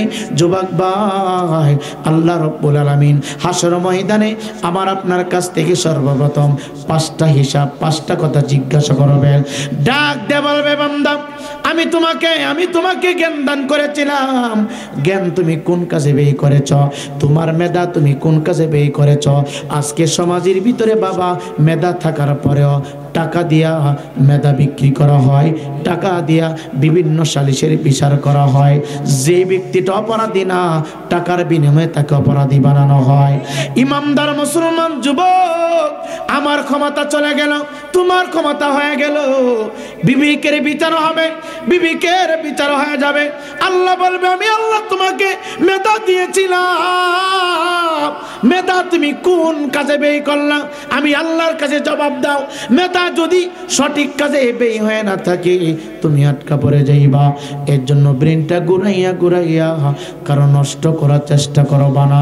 চিন্তা করবা প্রতিটা মুহূর্তে মুহূর্তে, প্রতিটা সেকেন্ডে সেকেন্ডে, প্রত্যেকটা পলকে পলকে মানুষের উপকার করার জন্য। চিৎকার দিয়ে বলেন আল্লাহু আকবার। আল্লাহ রাব্বুল আলামিন দ্বিতীয়বার প্রশ্ন করবে, বান্দা, আমি তোমাকে সম্পদ দিয়েছিলাম, আমি তোমাকে ধন দিয়েছিলাম, তুমি কোন কাজে ব্যয় করেছ? তখন আমরা বলবো, আল্লাহ, আমার সম্পদ দিয়া অনেক ধর্মীয় কাজ হয়েছে, অনেক অনুষ্ঠান হয়েছে, আমি গরিব মিসকিন অসহায় মানুষের জন্য খাবারের ব্যবস্থা করেছি। ইমানদার মুসলমান বাবা, শুধু মক্কা মদিনা যাইলে হজ হয় না। আপনার অত্র অঞ্চলে দেখবেন কোন পরিবারের ভিতরে টাকার জন্য খাবারের ব্যবস্থা হচ্ছে না, বিবাহের ব্যবস্থা হচ্ছে না। এই শীতের মৌসুমে টাকার জন্য বস্ত্র কিনতে পারতেছে না। আমরা বাঙালি মানুষ বারবার যাই সোনার মক্কা মদিনা উমরা করার জন্য। একটু মনে রাখবেন, আপনার জিন্দিগি পুরোটা জিন্দিগির ভিতরে একবার হজ করা ফরজ, বারবার হজ করা ফরজ না, বারবার সোনার মক্কা মদিনা যাওয়া মুস্তাহাব। যদি যান সওয়াব হবে, না গেলে কোনো অপরাধ হবে না। কিন্তু আপনার উপরে যদি হজ ফরজ হয়ে থাকে, একবার হজ করা ফরজ। ইমানদার মুসলমান বাবা গো, কোন কথা বললে দিলটা নরম হবে, অন্তর থেকে হিংসা চলে যাবে, হয়তো ওই কোরআন হাদিসের ভাষা আমি বুঝতে পারে নাই। আব্দুল্লাহ ইবনে মুবারক নামে একজন আল্লাহর ওলি ডাক দিয়া করে সাহায্যের মানুষ, আমি হজ করব, হজ করার জন্য আমি আমার মূল্যবান সম্পদ বিক্রি করলাম, অনেকগুলো অর্থ আমি একত্রিত করলাম, আমি মনে মনে সিদ্ধান্ত নিলাম খানাই কাবা নবীজির রওজা মুবারক জিয়ারত করব। ভালো কাজ কেন করবেন? শুধু বোঝানোর জন্য আমি আবার কথাগুলো শুরু করে দিলাম। 5টা মিনিট শুনে যান, 5টা মিনিট একটু সময় দেন। আমাদের দিল নরম হয় না রে, আমাদের অন্তর নরম হয় না। আব্দুল্লাহ ইবনে মুবারক বলেন, আমি অনেকগুলো অর্থ সংগ্রহ করলাম, আমি মক্কা মদিনা যাওয়ার জন্য একটা থলির ভিতরে অনেকগুলো টাকা আমি জমাট করলাম। আমার একটা মাত্র কলিজার টুকরা সন্তান, আমি কিছুদিনের ভিতরে খানাই কাবা সোনার মদিনা চলে যাব আমি নিয়ত করে ফেলেছি। আমি একদিন তাকায় দেখি আমার সন্তান আমার হুজরা মুবারকের ভিতরে 2টা চোখ থেকে পানিগুলো সেরে সেরে কান্নার আওয়াজ বাড়াইয়া আমার হুজরা মুবারকের ভিতরে ঢুকতেছে। আমি এলাকার ভিতরে সুনামধন্য একজন মানুষ, দামি একজন মানুষ, আমার কাছে মানুষ বায়াতের রাসূল গ্রহণ করে, আমি মানুষকে দিনের বুঝ দেই, আমি কোরআন হাদিসের কথা বলি। আব্দুল্লাহ ইবনে মুবারকের অন্তরে একটা ফকর চলে এসেছে, অহংকার চলে এসেছে। ডাক দে কই, বাবা কার এত বড় সাহস তোমার গায়ের উপরে হাত তুললো? কার এত বড় সাহস তোমাকে মারধর করলো? ডাক দে কই, বাবা গো আমি পাশের বাড়ি 2টা ছেলের সাথে চলাফেরা করি, আজকে তাদের বাসায় গোস্ত পাকানো হয়েছে, তারা ভালো ভালো খাবার খাইতেছে। আমি যখন খাবার খাওয়ার জন্য গেলাম, আমি তাদের কাছে 1 লুমকা খাবার চাইলাম, 1 টুকরা গোস্ত চাইলাম, আমাকে 1 লুমকা খাবার দিল না, গোস্ত দিল না। আমি যাদের সাথে চলতেছি, যাদের সাথে চললাম, তার আব্বা তার মা আমাকে গাড় ধাক্কা দিয়ে বাহির করে দিয়েছে, গাড় ধাক্কা দিয়ে বাহির করে দিয়েছে। ডাক দেয়া কই, বাবা আমার মনে বড় ইচ্ছা আজকে আমি গোস্ত দিয়ে ভাত খাবো, আমার মনে বড় ইচ্ছা আজকে তাদের সাথে আমি একটু মিলেমিশে খাবার খাবো। আব্দুল্লাহ ইবনে মুবারক রাগান্বিত হয়ে গেলেন। আরে শিশু বাচ্চা খাবার চাইলো, খাবার দিল না, গাড় ধাক্কা দিয়ে বাহির করে দিল, ধমক দিয়ে তাড়াই দিল। এটা কি মানুষের কোনো চরিত্র হতে পারে? আব্দুল্লাহ ইবনে মুবারক দৌড়ায় তাদের বাসায় গেলেন। ডাক দিয়া কয়, বাসার ভিতরে কে আছেন? দরজাটা খোলা হলো। খোলার সঙ্গে সঙ্গে আব্দুল্লাহ ইবনে মুবারক তাকায় দেখি 3 সন্তান নিয়া জনম দুঃখিনী মা আর বাবা খাবার খাইতেছি। চিৎকার দিয়া বলেন সুবহানাল্লাহ। সম্মানিত হাজিরিন, খাবার খাইতেছে। আব্দুল্লাহ ইবনে মুবারক রাগান্বিত হয়ে গেলেন, চোখ 2টা গরম করে দিলেন। ডাক দিয়া কই, আল্লাহর বান্দি, আমার এই বাচ্চাটা ক্ষুধার যন্ত্রণা নিয়া মনের ইচ্ছা নিয়ে তোমার ঘরের ভিতরে ঢুকছি, তোমার বাচ্চার সাথে খেলাধুলা করি, খাবার খাবি। তুমি কেমন মা, তোমার 3 সন্তানকে গোস্ত দিয়ে খাবার খাওয়াইতেছো, আর আমার সন্তানকে এক টুকরা গোস্ত তোমার হাত দিয়ে দিতে পারলা না, তুমি কেমন মা? মহিলাটা হাও মাও করে কাঁদতে শুরু করেছে। ডাক দেয়া কই হুজুর, আল্লাহর কসম করে বলি আমার সন্তান যে খাবার খাইতেছি আপনার সন্তানের জন্য এই খাবারগুলো হালাল হবে না, এই খাবারগুলো বৈধ হবে না। আমার সন্তানগুলো যে খাবার খাইতেছি এই খাবারগুলো আপনার পরিবারের জন্য বৈধ না। যেই মাত্র এই কথা বললেন আব্দুল্লাহ ইবনে মুবারক একটু থমকে গেলেন, স্তব্ধ হয়ে গেলেন।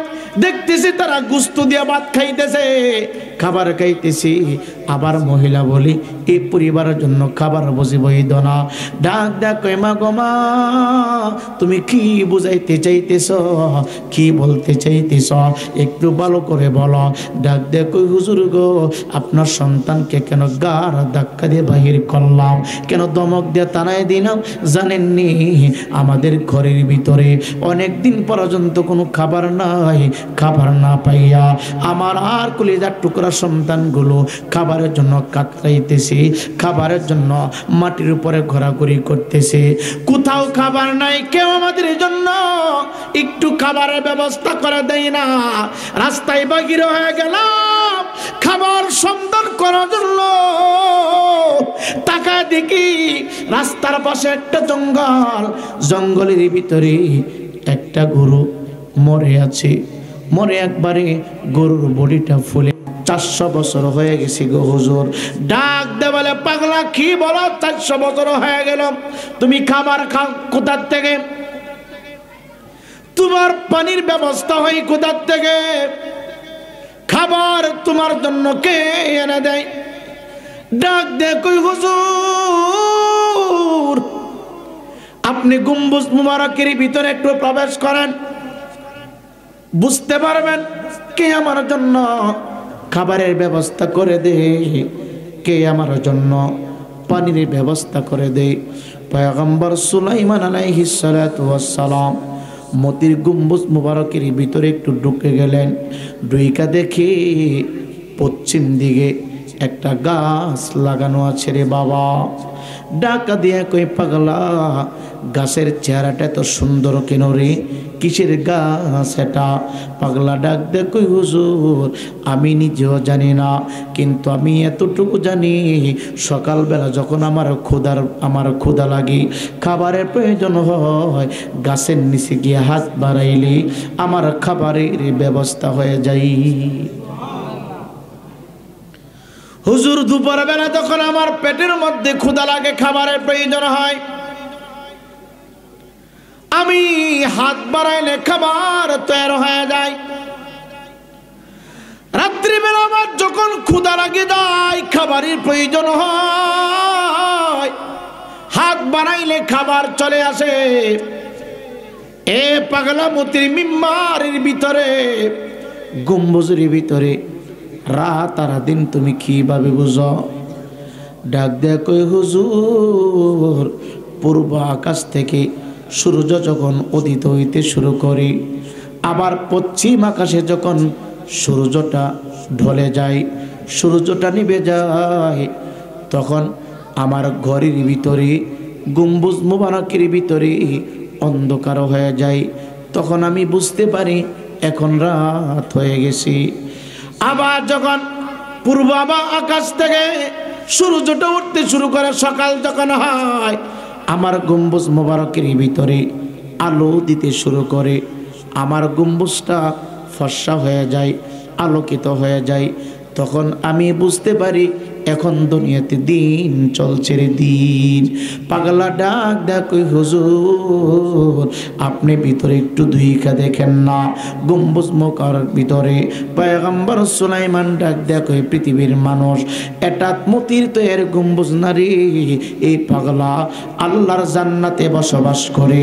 চিৎকার দিয়ে কি সুবহানাল্লাহ বলা যাবে না? ডাক দেয়া কই পাগলা তুমি এত দামি মানুষ কিভাবে হয় না? এত সম্মানী কিভাবে হইলা?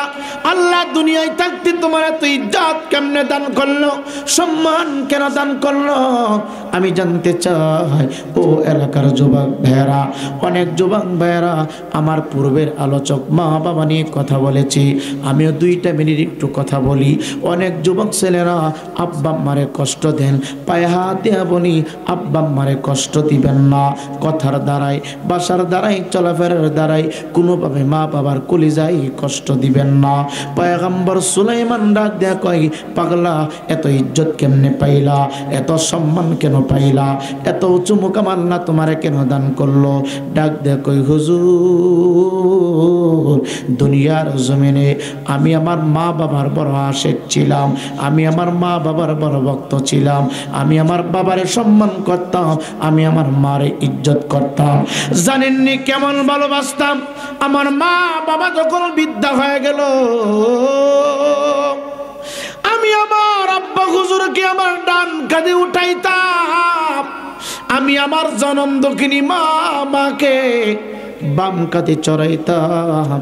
বাম কাঁধে চড়াইয়া, ডান কাঁধে চড়াইয়া তুমি কি করতা? আমার মা যদি কোথাও যাওয়ার প্রয়োজন হতো, আমি সন্তান হিসাবে তার জন্য বাহন আনতাম না, আমি আমার আম্মা হুজুরকে বাম কাঁধের উপরে উঠাইয়া আমার পা দিয়া কষ্ট করে করে আমি নিজে বাহন হইয়া আমার মারে এক জায়গায় পৌঁছায় দিতাম, আমার বাবার এক জায়গায় পৌঁছায় দিতাম। এইভাবে আমি আর হাত দিয়া আমি আমার বাবাকে খাওয়াই দিতাম, আমি আমার মাকে খাওয়াতাম। এইভাবে আমি প্রত্যেক দিন আমি আমার মাকে কাঁধে চড়াইয়া রাস্তা দিয়ে হাঁটতাম। বাবাকে যখন কাঁধে উঠাইতাম, মাকে যখন কাঁধে উঠাইতাম, এলাকার মানুষগুলো আমার পাগল বলতো, এলাকার মানুষগুলো আমার নিয়ে মন্তব্য করতো, গ্রামের মানুষগুলো আমারে দেখে ঢিল মারতো, লোকটা পাগল হয়ে গেছে। আর আমি চিৎকার দিয়ে বলতাম, আমি পাগল না রে, আমি তাদের প্রেমে পাগল হয়েছি যারা খুশি হইলি আমার মাওলা খুশি হয়ে যায়, যারা সন্তুষ্ট হইলি রে আমার মুনিব সন্তুষ্ট হয়ে যায়। ডাক দে বলে, হুজুর দিন যায় রাত পাওয়ায়। এইভাবে আমি আমার মার খেদমত করি, বাবার খেদমত করি, বাবারে আমি কাঁধে নিয়ে ঘুরি, মারে আমি কাঁধে নিয়ে ঘুরি, বাবারে কাঁধে নিয়ে চলি, মারে কাঁধে নিয়ে চলি। আমি যেই দিন থেকে উপযুক্ত হয়ে গেলাম, আমার হাত দিয়া মাখাইয়া মাখাইয়া আমার মার মুখে খানা তুলে দিতাম, বাবার মুখে খানা তুলে দিতাম, আমার মনে বড় তৃপ্তি লাগতো, শান্তি লাগতো। হুজুর হঠাৎ করে একদিন আমার বাবা দুনিয়ার জমিন থেকে বিদায় হয়ে গেছি, আমি বাবা হারা হয়ে গেলাম। আমার হাত দিয়া বাবার জন্য কবর খনন করেছি, আমার হাত দিয়া বাবাকে কাফন পরাইছি, আমার হাত দিয়া বাবাকে দাফন করে দিলাম। আমি বাবা হারা হইয়া আমি আমার মায়ের খেদমতে ঢুকে গেলাম। হুজুর এত সম্মান কেন রে, এত দামি কেন রে, এত ইজ্জতওয়ালা কেন রে?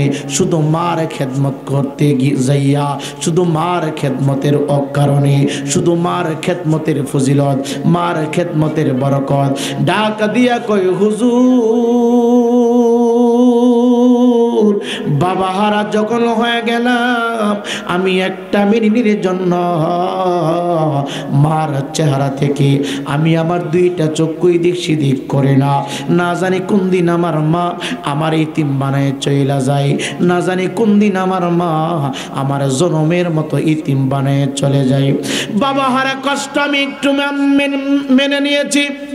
মা যদি চলে যায় আমি কাকে দেখব, কে আমার সান্ত্বনা দিবে?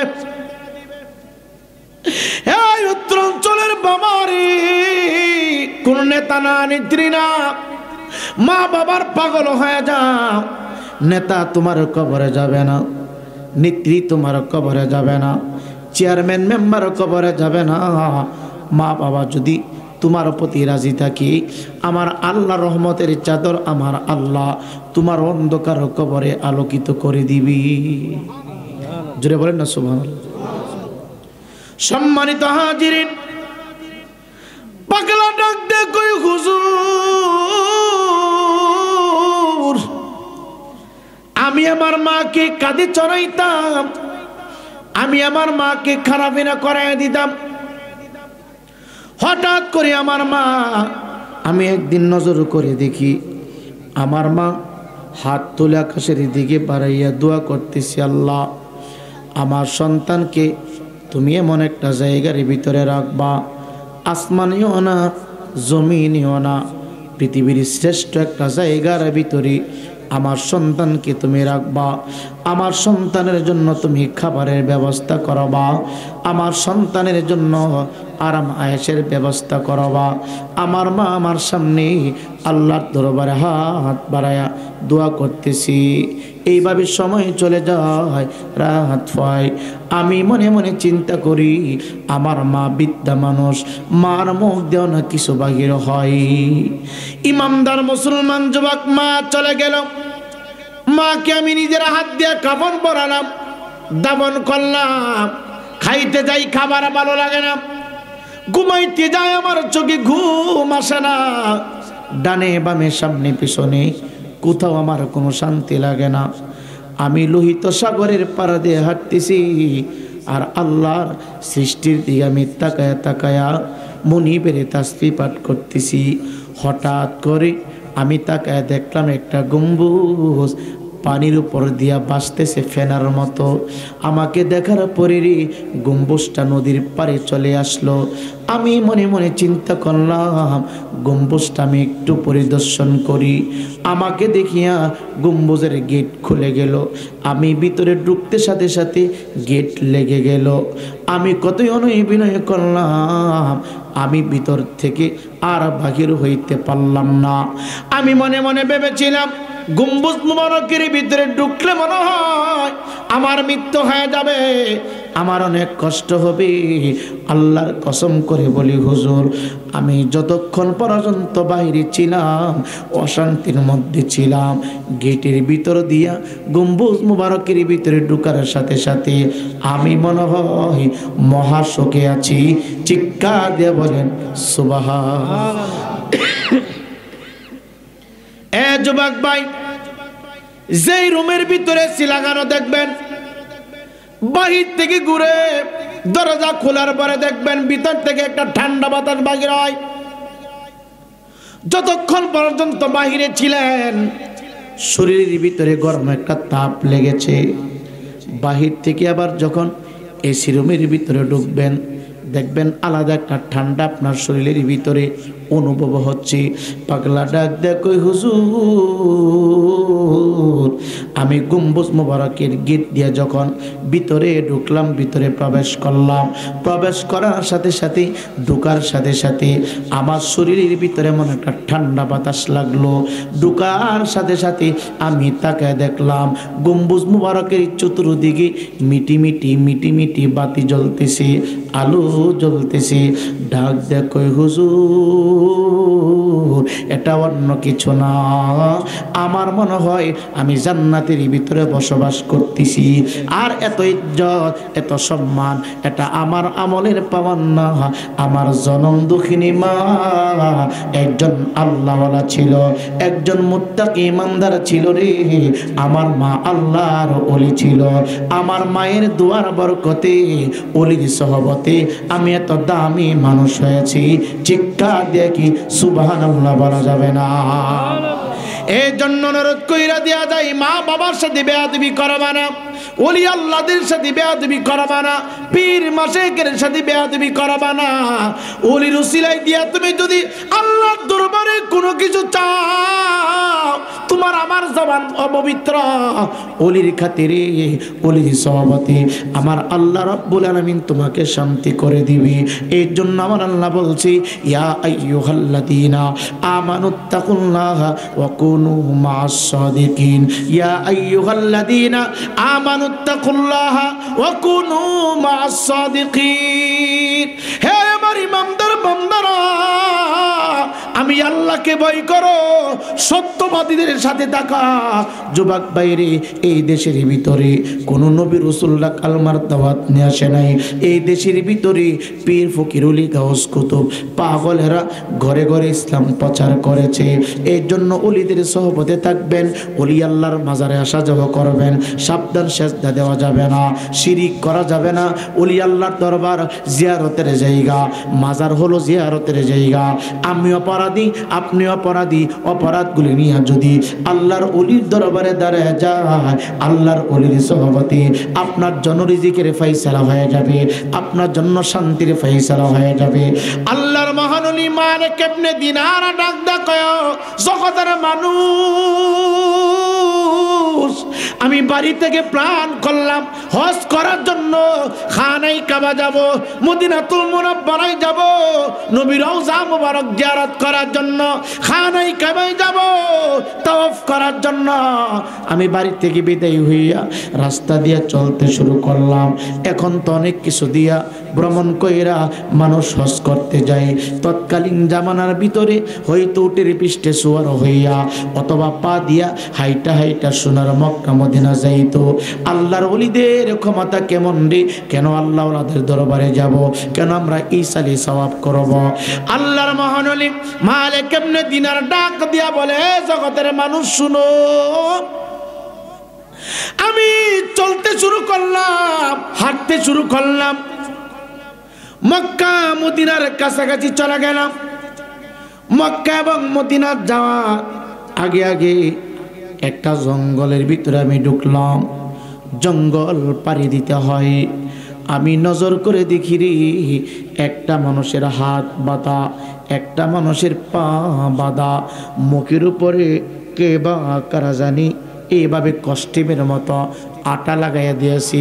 লোকটা শুধু হাওমাও করে চিৎকার দিচ্ছি, কথা বলতে পারতেছে না, শুধু আওয়াজ শোনা যায়।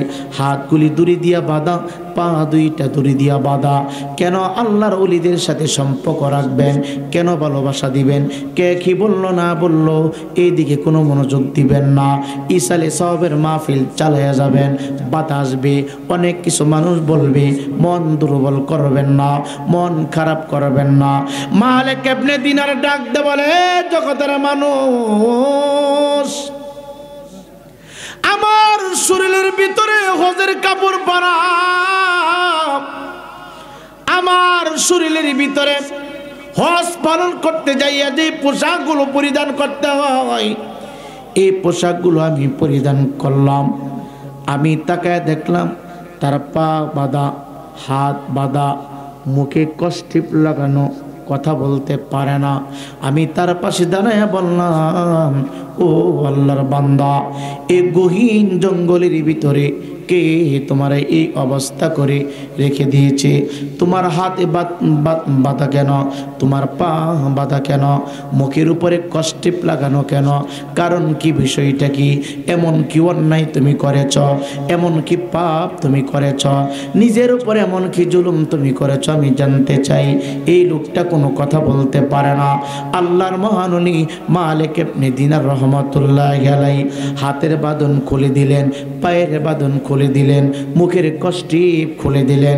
ইতিমধ্যে তাকায় দেখলেন আল্লাহর মহান ওলি একটা কাক চলে আসছে। কাকের মুখে একটা রুটি। এ যুবক ভাই, রুটি আল্লাহর বান্দার মুখে, কাকের মুখ থেকে আল্লাহর বান্দার মুখে রুটিটা সিঁড়ি সিঁড়ি ভিতরে ঢুকাই দিতেছি। আরো আশ্চর্য হয়ে গেল, আরো অবাক হয়ে গেল। ডাক দেয়া বলল, তোমার হাত বাঁধা কেন? তোমার পা বাঁধা কেন? মুখে কষ্টিপ কেন? বললেন, হুজুর, আপনি যেমনভাবে হজ পালন করার জন্য ঘর থেকে রাস্তা ধরলেন, মক্কা এবং মদিনা যাবেন, আমিও নিয়ত করি হজ পালন করার জন্য, মক্কা মদিনা যাওয়ার জন্য এই রাস্তা দিয়ে চলছিলাম। মাঝখানে ডাকাত দল আটকায় আমার সমস্ত কিছু নিয়ে গেল। আমার টাকা পয়সা, অর্থ, খাবার টাবার সব কিছু নিয়ে গেল। শুধু নিল না, আমার হাত তারা বেঁধে দিল, পা বেঁধে দিল, মুখের মধ্যে কষ্টি লাগাই দিল। আমি কত অনুরোধ করলাম, আমার সম্পদ তোমরা নিয়ে যাও, আমার যা যা আছে সব কিছু নিয়ে যাও, আমার হাত বাঁধবা না, পা বাঁধবা না, আমার মুখটা তোমরা বন্ধ করবা না। তারা কোনো কিছুই শুনলো না। আজকে একদিন না, 2 দিন না, 7 দিন পর্যন্ত আমি জঙ্গলার ভিতরে এইভাবে পড়ে আছি, এই অবস্থার ভিতরে পড়ে আছি। আমার কোনো খাবারের ব্যবস্থা হয় না। ডাক দেখো, পাগলা তুমি কি খাও? কে তোমার খাবারের ব্যবস্থা করে? আল্লাহর মহান ওলি জিজ্ঞাসা করলেন, হাত বাঁধা, পা বাঁধা, মুখে কষ্টিপ লাগানো, কে তোমার খাবার দেয়? কোত্থেকে তুমি খাবার আনো? আমি জানতে চাই। এই পাগলা ডাক দেখো, হুজুর 3 দিন পরে আমি যখন অনাহারে আমার তৃষ্ণার্ত হয়েছি, আমার ক্ষুধা লেগেছে, আমি শুধু আল্লাহকে বলছি, আল্লাহ তুমি ছাড়া আমার বাঁচানেওয়ালা কেউ নাই, তুমি ছাড়া আমার তরানেওয়ালা কেউ নাই। 3 দিন পরে গভীর রজনীতে আমি তাকায় দেখি একটা কালো রঙের কাক তার ডানার ভিতরে খাবার নিয়ে আমার কাছে উপস্থিত হয়েছে। খানা কিভাবে তুমি খেয়েছো জানতে চাই। ডাকা দিয়া কই, হুজুর গো, কাকের লম্বা ঠোঁটটা দিয়া আমার কষ্টিপ লাগানো ছিল, এই কষ্টিপ একটু ফাঁকা করে রুটি আমার মুখের ভিতরে দিচ্ছে। আমি এইভাবে 3 দিন পর থেকে রুটি খাইতেছি, এইভাবে কুদরতিভাবে পানি পান করতেছি। আল্লাহর মহান ওলি ডাক দে বলে, এই আল্লাহর বান্দা তুমি শুনো, তুমি এমন কি ভালো কাজ করেছ, এমন কি নেকির কাজ তুমি করেছ? পাগলা ডাক দেখো, হুজুর গো, আমি এমন কোনো ভালো কাজ করি নাই, নেকির কাজ করি নাই, আমি শুধু আল্লাহর উপরে ভরসা রেখেছি, আমি শুধু আল্লাহর উপরে ভরসা রেখেছি। আর একজন মুত্তাকি আল্লাহর সাথে আমার সম্পর্ক ভালো ছিল। চিৎকার দিয়ে বলেন সুবহানাল্লাহ। এই জন্য আপনাদের সকলকে অনুরোধ করাবা, একজন আল্লাহর ওলির সাথে সম্পর্ক রাখবেন, ভালো মানুষের সাথে সম্পর্ক রাখবেন। জোরে বলে সকালে বলি মারহাবা। আমরা এখানে আসতে পেরে, বসতে পেরে সবাই খুশি না বেজার? জোরে বলেন খুশি না বেজার? এই মাহফিল আপনাদের, এই মাহফিল আপনার এলাকার, এই মাহফিল এখানে যিনি শুয়ে আছেন সবাই শুধু ওনার স্মরণে না, চিন্তা করবেন যে আমার মা, আমার বাবা, আমার আত্মীয়, আমার স্বজন অন্ধকার কবরে শুয়ে আছে। সবাই প্রত্যেকের কবরবাসীর উদ্দেশ্যে সবাই সম্মিলিতভাবে এই মাহফিলটা প্রতি বছর এখানে আরো বড় করে করবেন।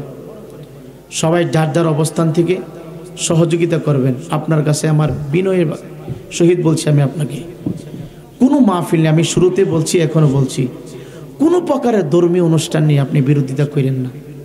আপনার নাম পোস্টারে আসলো কি আসলো না, এদিকে আপনি তাকায়েন না, আপনি শুধু তাকাবেন আল্লাহর দিকে। জোরে বলেন কার দিকে? জোরে বলেন কার দিকে? আপনি মনে রাখবেন, ভালো কাজ করলেও আপনাকে কবরে যেতে হবে, মন্দ করলেও আপনাকে কি করতে হবে? কবরে যেতে হবে। কবর স্যার আমার আপনার কোনো গতি। আর কবরের অবস্থা কিন্তু বেশি একটা ভালো না। কবরের অবস্থা কারো জন্য কবরটা হবে জাহান্নামের একটা আগুনের গর্ত, আবার কারোর জন্য হবে একটা ফুলের বাগান। চিল্লে কোন সুবহানাল্লাহ। এর জন্য আমরা যারা যেই দিকে চলি, যারা যতটুকু আমল করি, আমি একজন মানুষের ক্ষতি করলাম, নষ্ট করলাম, আমি একজনের গীবত বললাম, একজনের সমস্যা করলাম, আমাকে যেমন কবরে যেতে হবে আর একজন মানুষকে কবরে যেতে হবে। কথা বলেন ঠিক কিনা? এর জন্য অনুরোধ আপনার কাছে, আপনার পায়ে ধরে বলছি, কোনো ধর্মীয় অনুষ্ঠান নিয়ে কেউ বিরোধিতা করবেন না। কোনো ধর্মীয় অনুষ্ঠান না, মসজিদ, মাদ্রাসা, ওয়াজ মাহফিল, তারপরে আরও ধর্মীয় যত অনুষ্ঠান আছে, কোনো অনুষ্ঠান নিয়ে কোনো বিরোধিতা করবেন না। দাওয়াত দিলে আপনি আসবেন, দাওয়াত দিলে আপনি বাড়িতে থাকবেন। আপনাকে দাওয়াত দিল বা না দিল, আপনি তো মুসলিম। নামাজ পড়া সকলের জন্য কি ফরজ না? কথা বলেন। নেতা রেখি দাওয়াত দিয়ে নামাজ পড়ান লাগবো? জোরে কর না। নেতা রেখি দাওয়াত দিয়ে কোরআন শেখান লাগবো? নামাজ পড়া যেমন ফরজ, ওয়াজ মাহফিলে আসা যেমন সকলের জন্য সওয়াব, নেতার জন্য সওয়াব। তখন কোন নেতার নাম উঠলো না উঠলো এদিকে যদি তাকায় থাকি তাহলে কি চলবো? তাহলে আপনার আখেরাত নষ্ট হয়ে যাবে, আপনার আখেরাত ধ্বংস হয়ে যাবে। এর জন্য অনুরোধ করতেছি, মসজিদে আজান হইলে যেমন সকল কোয়ালিটির মানুষ মসজিদের দিকে দৌড়ায়, ওয়াজ মাহফিলের এলান যখন হবে, আপনি বড় হন, ছোট হন, রিক্সা চালক হন, এলাকার মেম্বার হন, চেয়ারম্যান হোক, দাওয়াত হোক বা না হোক, আপনি যদি মুসলিম হিসাবে আখিরাতকে ভয় করেন, সবের যদি প্রয়োজন হয় দৌড়ায়া ওই মাহফিলের দিকে যেতে হবে। কথা বলেন ঠিক না ঠিক? আরো যারা বলেন ঠিক কিনা? আপনাকে কে দাওয়াত দিল না দিল এদিকে তাকায়েন না, কারণ আপনিও মরবেন, জবাব আপনাকেও দিতে হবে। কবরে তো নেকি ছাড়া আর কোনো উপায় আছে? আছে? নেকি ছাড়া কোনো উপায় নাই, জবাব আপনাকে দিতে হবে। ফামাই ইয়ামাল মিসকালা যাররাতিন খায়রান ইয়ারা ওয়া মান ইয়ামাল মিসকালা যাররাতিন শাররান ইয়ারা। হে মিয়া, আমার কাছ থেকে যেমন সেকেন্ডের হিসাব নেওয়া হবে, আপনার কাছ থেকে নেওয়া হবে এই জাররা জাররা করে। আল্লাহ পাক প্রত্যেকটা বান্দা এবং বান্দির কাছ থেকে হিসাব নেবেন। জাররা কাকে বলে? একটা সরিষার দানা শক্ত একটা কাঠের টুকরার উপরে রাইখা 100 ভাগ করলেন, 99 ভাগ একদিকে, 1 ভাগের নাম হলো জাররা, 70 ভাগ একদিকে, 30 ভাগের নাম হইল জাররা। এর জন্য প্রত্যেকে চিন্তা করবেন প্রত্যেকের অবস্থান থেকে কিভাবে কোন কাজ করলে নেক বেশি হবে, সওয়াব বেশি হবে। নেকি ছাড়া হাসর ময়দানে আপনাকে কে পার করবে?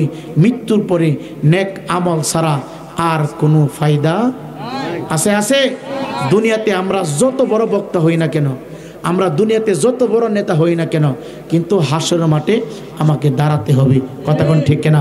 আল্লাহ রাব্বুল আলামিন বলবে, অন্তা জুল ইয়াউমা আইয়ুহাল মুজরিমুন, হে পাপিষ্ঠর দলেরা, পাপিষ্ঠর দলেরা, তোমরা নেককার বান্দা থেকে আলাদা হয়ে যাও। তখন বুঝতে পারবেন যে আপনার অবস্থাটা কি হবে। সম্মানিত হাজিরিন, হাসর ময়দানে আল্লাহ রাব্বুল আলামিন বলবেন, আমতাজুল ইয়াউমা আইয়ুহাল মুজরিমুন, হে পাপিষ্ঠ বান্দারা, নেককার বান্দা থেকে তোমরা আলাদা হয়ে যাও। এই দুনিয়ার জমিনে যত বড় পাপিষ্ঠ বান্দা ছিল, যত বদকার ছিল, যত বদকার বান্দা বান্দি ছিল, নেককার বান্দা বান্দি থেকে সবাই আলাদা হয়ে যাবে। ওই দিন ইচ্ছা না থাকলেও আপনাকে আলাদা হতে হবে। বেনামাজি আলাদা হয়ে যাবে, যারা অন্যান্য গুনাহের কাজ করেছে, যাদের জন্য নেক কাজের দরজাগুলি বন্ধ হয়ে গেছে, এরা সবাই আলাদা হয়ে যাবে। হিসাব নিকাশ শুরু হয়ে যাবে। যুবক ভাই, আল্লাহ রাব্বুল আলামিন হাসর ময়দানে আমার আপনার কাছ থেকে সর্বপ্রথম 5টা হিসাব, 5টা কথা জিজ্ঞাসা করবেন। ডাক দিয়ে বলবে, বান্দা, আমি তোমাকে জ্ঞান দান করেছিলাম, জ্ঞান তুমি কোন কাজে ব্যয় করেছ? তোমার মেধা তুমি কোন কাজে ব্যয় করেছ? আজকে সমাজের ভিতরে বাবা মেধা থাকার পরেও টাকা দিয়া মেধা বিক্রি করা হয়, টাকা দিয়া বিভিন্ন সালিশের বিচার করা হয়। যে ব্যক্তিটা অপরাধী না, টাকার বিনিময়ে তাকে অপরাধী বানানো হয়। ইমানদার মুসলমান যুবক, আমার ক্ষমতা চলে গেল, তোমার ক্ষমতা হয়ে গেল, বিবেকের বিচার হবে, বিবেকের বিচার হয়ে যাবে। আল্লাহ বলবে, আমি আল্লাহ তোমাকে মেধা দিয়েছিলাম, মেধা তুমি কোন কাজে ব্যয় করলা? আমি আল্লাহর কাছে জবাব দাও। মেধা যদি সঠিক কাজে ব্যয় হয়ে না থাকে, তুমি আটকা পড়ে যাইবা। এর জন্য ব্রেনটা ঘুরাইয়া কারণ নষ্ট করার চেষ্টা করবা না। চিন্তা করবা প্রতিটা মুহূর্তে, প্রতিটা সেকেন্ডে, প্রত্যেকটা পলকে মানুষের উপকার করার জন্য। চিৎকার দিয়ে বলেন আল্লাহু আকবার। আল্লাহ রাব্বুল আলামিন দ্বিতীয়বার প্রশ্ন করবে, বান্দা, আমি তোমাকে সম্পদ দিয়েছিলাম, আমি তোমাকে ধন দিয়েছিলাম, তুমি কোন কাজে ব্যয় করেছ? তখন আমরা বলবো, আল্লাহ, আমার সম্পদ দিয়া অনেক ধর্মীয় কাজ হয়েছে, অনেক অনুষ্ঠান হয়েছে, আমি গরিব মিসকিন অসহায় মানুষের জন্য খাবারের ব্যবস্থা করেছি। ইমানদার মুসলমান বাবা, শুধু মক্কা মদিনা যাইলে হজ হয় না। আপনার অত্র অঞ্চলে দেখবেন কোন পরিবারের ভিতরে টাকার জন্য খাবারের ব্যবস্থা হচ্ছে না, বিবাহের ব্যবস্থা হচ্ছে না। এই শীতের মৌসুমে টাকার জন্য বস্ত্র কিনতে পারতেছে না। আমরা বাঙালি মানুষ বারবার যাই সোনার মক্কা মদিনা উমরা করার জন্য। একটু মনে রাখবেন, আপনার জিন্দিগি পুরোটা জিন্দিগির ভিতরে একবার হজ করা ফরজ, বারবার হজ করা ফরজ না, বারবার সোনার মক্কা মদিনা যাওয়া মুস্তাহাব। যদি যান সওয়াব হবে, না গেলে কোনো অপরাধ হবে না। কিন্তু আপনার উপরে যদি হজ ফরজ হয়ে থাকে, একবার হজ করা ফরজ। ইমানদার মুসলমান বাবা গো, কোন কথা বললে দিলটা নরম হবে, অন্তর থেকে হিংসা চলে যাবে, হয়তো ওই কোরআন হাদিসের ভাষা আমি বুঝতে পারে নাই। আব্দুল্লাহ ইবনে মুবারক নামে একজন আল্লাহর ওলি ডাক দিয়া করে, সাহায্যের মানুষ, আমি হজ করব, হজ করার জন্য আমি আমার মূল্যবান সম্পদ বিক্রি করলাম, অনেকগুলো অর্থ আমি একত্রিত করলাম, আমি মনে মনে সিদ্ধান্ত নিলাম খানায়ে কাবা নবীজির রওজা মুবারক জিয়ারত করব। ভালো কাজ কেন করবেন? শুধু বোঝানোর জন্য আমি আবার কথাগুলো শুরু করে দিলাম। 5টা মিনিট শুনে যান, 5টা মিনিট একটু সময় দেন। আমাদের দিল নরম হয় না রে, আমাদের অন্তর নরম হয় না। আব্দুল্লাহ ইবনে মুবারক বলেন, আমি অনেকগুলো অর্থ সংগ্রহ করলাম, আমি মক্কা মদিনা যাওয়ার জন্য একটা থলির ভিতরে অনেকগুলো টাকা আমি জমাট করলাম। আমার একটা মাত্র কলিজার টুকরা সন্তান, আমি কিছুদিনের ভিতরে খানায়ে কাবা সোনার মদিনা চলে যাব, আমি নিয়ত করে ফেলেছি। আমি একদিন তাকায় দেখি আমার সন্তান আমার হুজরা মুবারকের ভিতরে 2টা চোখ থেকে পানিগুলো সেরে সেরে কান্নার আওয়াজ বাড়াইয়া আমার হুজরা মুবারকের ভিতরে ঢুকতেছে। আমি এলাকার ভিতরে সুনামধন্য একজন মানুষ, দামি একজন মানুষ, আমার কাছে মানুষ বায়াতে রাসূল গ্রহণ করে, আমি মানুষকে দিনের বুঝ দেই, আমি কোরআন হাদিসের কথা বলি। আব্দুল্লাহ ইবনে মুবারকের অন্তরে একটা ফকর চলে এসেছে, অহংকার চলে এসেছে। ডাক দেয়, কই বাবা,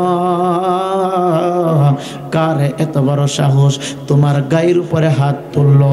কার এত বড় সাহস তোমাকে মারধর করলো? ডাক দেয়, কই বাবা গো, আমি পাশের বাড়ি 2টা ছেলের সাথে চলাফেরা করি, আজকে তাদের বাসায় গোস্ত পাকানো হয়েছে, তারা ভালো ভালো খাবার খাইতেছে। আমি যখন খাবার খাওয়ার জন্য গেলাম, আমি তাদের কাছে 1 লুমকা খাবার চাইলাম, 1 টুকরা গোস্ত চাইলাম, আমাকে 1 লুমকা খাবার দিল না, গোস্ত দিল না। আমি যাদের সাথে চলতেছি, যাদের সাথে চললাম, তার আব্বা তার মা আমাকে গাড় ধাক্কা দিয়ে বাহির করে দিয়েছে, গাড় ধাক্কা দিয়ে বাহির করে দিয়েছে। ডাক দেয়া, কই বাবা, আমার মনে বড় ইচ্ছা আজকে আমি গোস্ত দিয়ে ভাত খাবো, আমার মনে বড় ইচ্ছা আজকে তাদের সাথে আমি একটু মিলেমিশে খাবার খাবো। আব্দুল্লাহ ইবনে মুবারক রাগান্বিত হয়ে গেলেন। আরে শিশু বাচ্চা খাবার চাইলো, খাবার দিল না, গাড় ধাক্কা দিয়ে বাহির করে দিল, ধমক দিয়ে তাড়াই দিল। এটা কি মানুষের কোনো চরিত্র হতে পারে? আব্দুল্লাহ ইবনে মুবারক দৌড়ায় তাদের বাসায় গেলেন। ডাক দিয়া কয়, বাসার ভিতরে কে আছেন? দরজাটা খোলা হলো।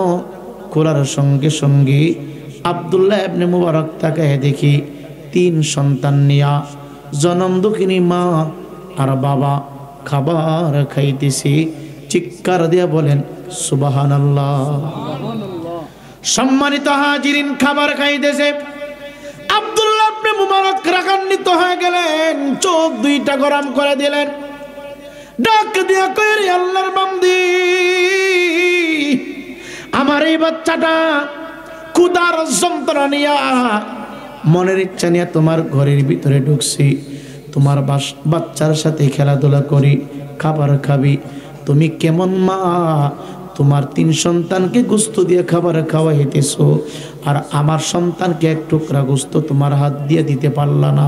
তুমি কেমন মা? মহিলাটা হাও মাও করে কাঁদতে শুরু করেছে। ডাক দেয়া কই, হুজুর, আল্লাহর কসম করে বলি, আমার সন্তান যে খাবার খাইতেছি, আপনার সন্তানের জন্য এই খাবারগুলো হালাল হবে না, এই খাবারগুলো বৈধ হবে না। আমার সন্তানগুলো যে খাবার খাইতেছি, এই খাবারগুলো আপনার পরিবারের জন্য বৈধ না। যেই মাত্র কথা বললেন, আব্দুল্লাহ ইবনে মুবারক একটু থমকে গেলেন, স্তব্ধ হয়ে গেলেন। দেখতেছি তারা গোস্ত দিয়ে ভাত খাইতেছে, খাবার খাইতেছি, আবার মহিলা বলি এই পরিবারের জন্য খাবার বসিবই না।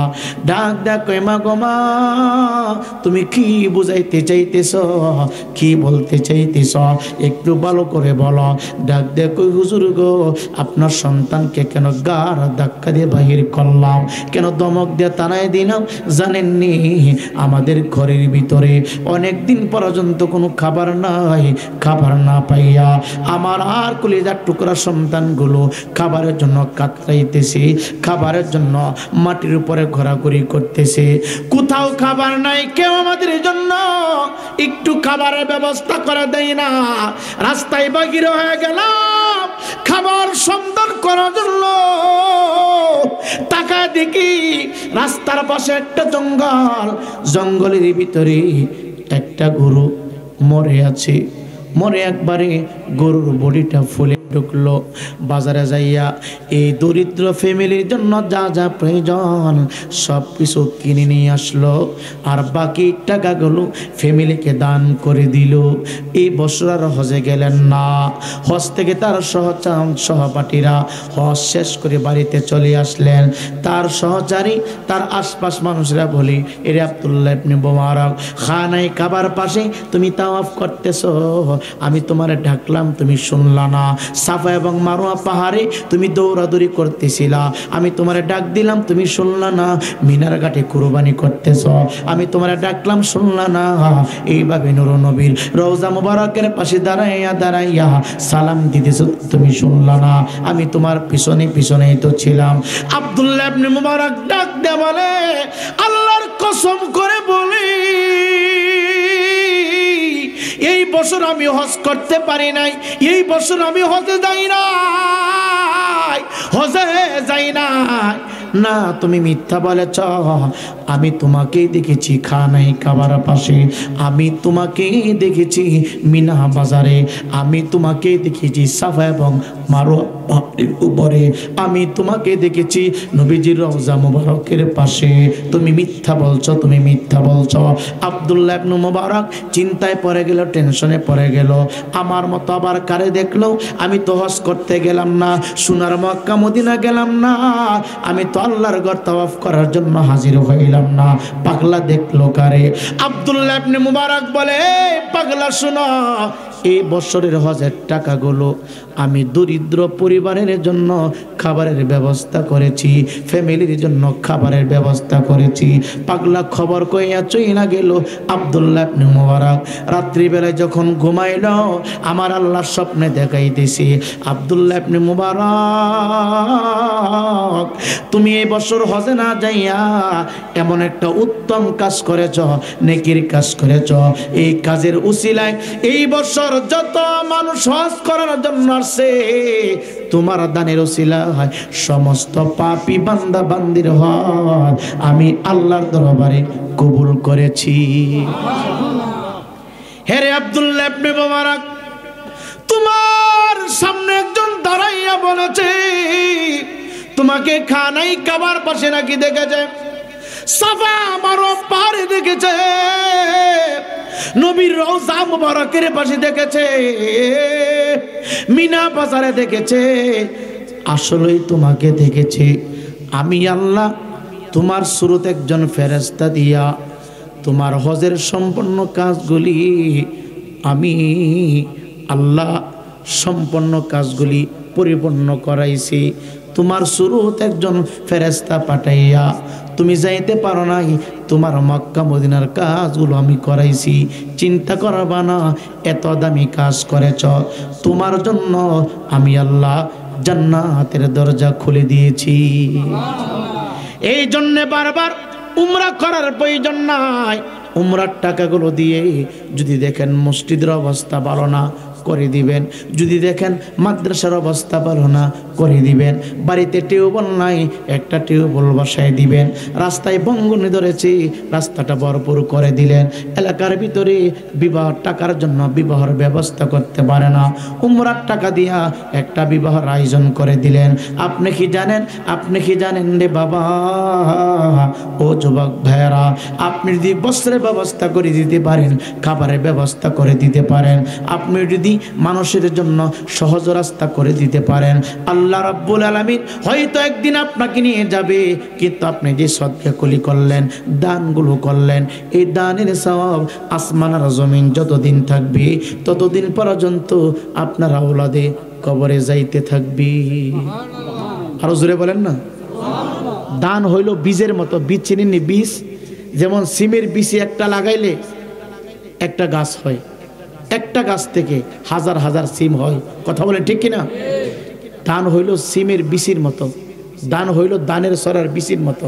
একটা দান জমিনে দিলেন, এই একটা দান থেকে গাছ হয়, এই গাছ থেকে হাজার হাজার কোটি কোটি দান হয়। কথা বলেন ঠিক কিনা? আপনি এক টাকা আল্লাহর রাস্তায় দিলেন, এই টাকাটা পাহাড় পরিমাণ হয়ে যাবে। আপনি হাসর মাঠে দেখবেন যে আপনার পিছনে অনেক দানের নেকি আছে। আপনি তো এত টাকা দান করেন নাই, আপনি শুধু 5 টাকা দিলেন, 10 টাকা দিলেন, এই দানের সওয়াব বাড়তেই আছে, বাড়তেই আছে, বাড়তেই আছে, এটার কোনো কমতি নাই। চিৎকার দেখুন সুবহানাল্লাহ। এর জন্যে নেতাগিরি কমায় করেন, আশেপাশে মানুষের দিকে একটু তাকায়েন। আপনার ঘরে খাবার আছে, অন্যের ঘরে খাবার আছে কিনা এই দিকে খেয়াল রাখেন। আর ওয়াজ মাহফিলগুলো বন্ধ করার চেষ্টা করেন না। আপনার মাইকে এলানো হয়েছে এখানে ওয়াজ মাহফিল হবে, মুসলিম হিসাবে আপনার দায়িত্ব হলো আসা। আপনার অন্তরে যদি আল্লাহ রসুলের মহব্বত থাকে, আপনাকে দাওয়াত দেওয়া লাগবে না, অবশ্যই অবশ্যই এখানে আসবেন। কথা বলেন ঠিক না বে ঠিক? এজরা বলেন ঠিক কিনা? ভবিষ্যতে আপনারা যারা মাহফিল করেন কোন নেতার নাম দিয়েন না, জোরে কর না। আপনারা কি একমত? কোন নেতার নাম নাই, হতে পারে একটা আওয়ামী লীগ, হতে পারে একটা বিএনপি, হতে পারে একটা জামাত, কোন নেতার নাম থাকবে না। এলাকার একজন আলেমের নাম সভাপতি থাকবে, এলাকার মুরব্বীর নাম থাকবে। কথা বলেন ঠিক না বেঠিক? হ্যাঁ যেরকম ঠিক কিনা? কোন মাহফিলে কোন নেতার নাম হবে না। এই আপনার টাকা দিয়ে মাহফিল হবে, নেতার নাম কেন ওখানে থাকবে? হ্যাঁ যেরকম ঠিক না বেঠিক? এরা আমাদের গায়ে চইরা আমাদেরকে ব্যবহার করতে চায়। এরা সাধারণ পাবলিকের গাড়ে চইরা সাধারণ পাবলিককে ব্যবহার কইরা এরা নিজেদের ফায়দা হাসিল করে। ঠিক কিনা? নিজেদের ফায়দা হাসিল করে। কারণ গোটা বাংলাদেশে তো আমরা ওয়াজ মাহফিল করি, গোটা বাংলাদেশে ওয়াজ মাহফিল করি, এরা আমাদেরকে ব্যবহার করে। এতগুলো মানুষ তো নেতা ডাকলে আইতো না, ওয়াজ মাহফিল আইছে মাইক নিয়ে বক্তব্য শুরু করছে। অথচ হ্যাঁ মুইতা ফানিল না, আসেনি এমন কোন নেতার নাম নাই। এই মাজারের মাহফিল টাকার জন্য যদি না করতেন, আল্লাহর কসম কে গেছি আমি বিনা টাকায় করবো, কোন নেতার নাম পুষ্টারে দিতেন না। যেরকম ঠিক কিনা? আল্লাহর কসম করে বইলা গেলাম, যদি এখানে অর্থের কারণে মাহফিল না করতে পারেন, মাহফিল যদি না করতে পারেন অর্থের কারণে, আল্লাহর কসম করে গেছি আমি বিনা টাকায় এই মাহফিল চালাই যাব। যেরকম ঠিক কিনা? তারপরে পুষ্টারে কোনো নেতার নাম দেওয়া যাবে না, এলাকার মুরব্বীর নাম দিবেন, আলেমের নাম দিবেন। রাজি আছেন নি? আমি তো কয়ে গেছি যে টাকার জন্যই তো, টাকার জন্যই তো, টাকা লাগবে না, আমি বিনা টাকা ইউজ করবো এখানে। সবাই কি একমত?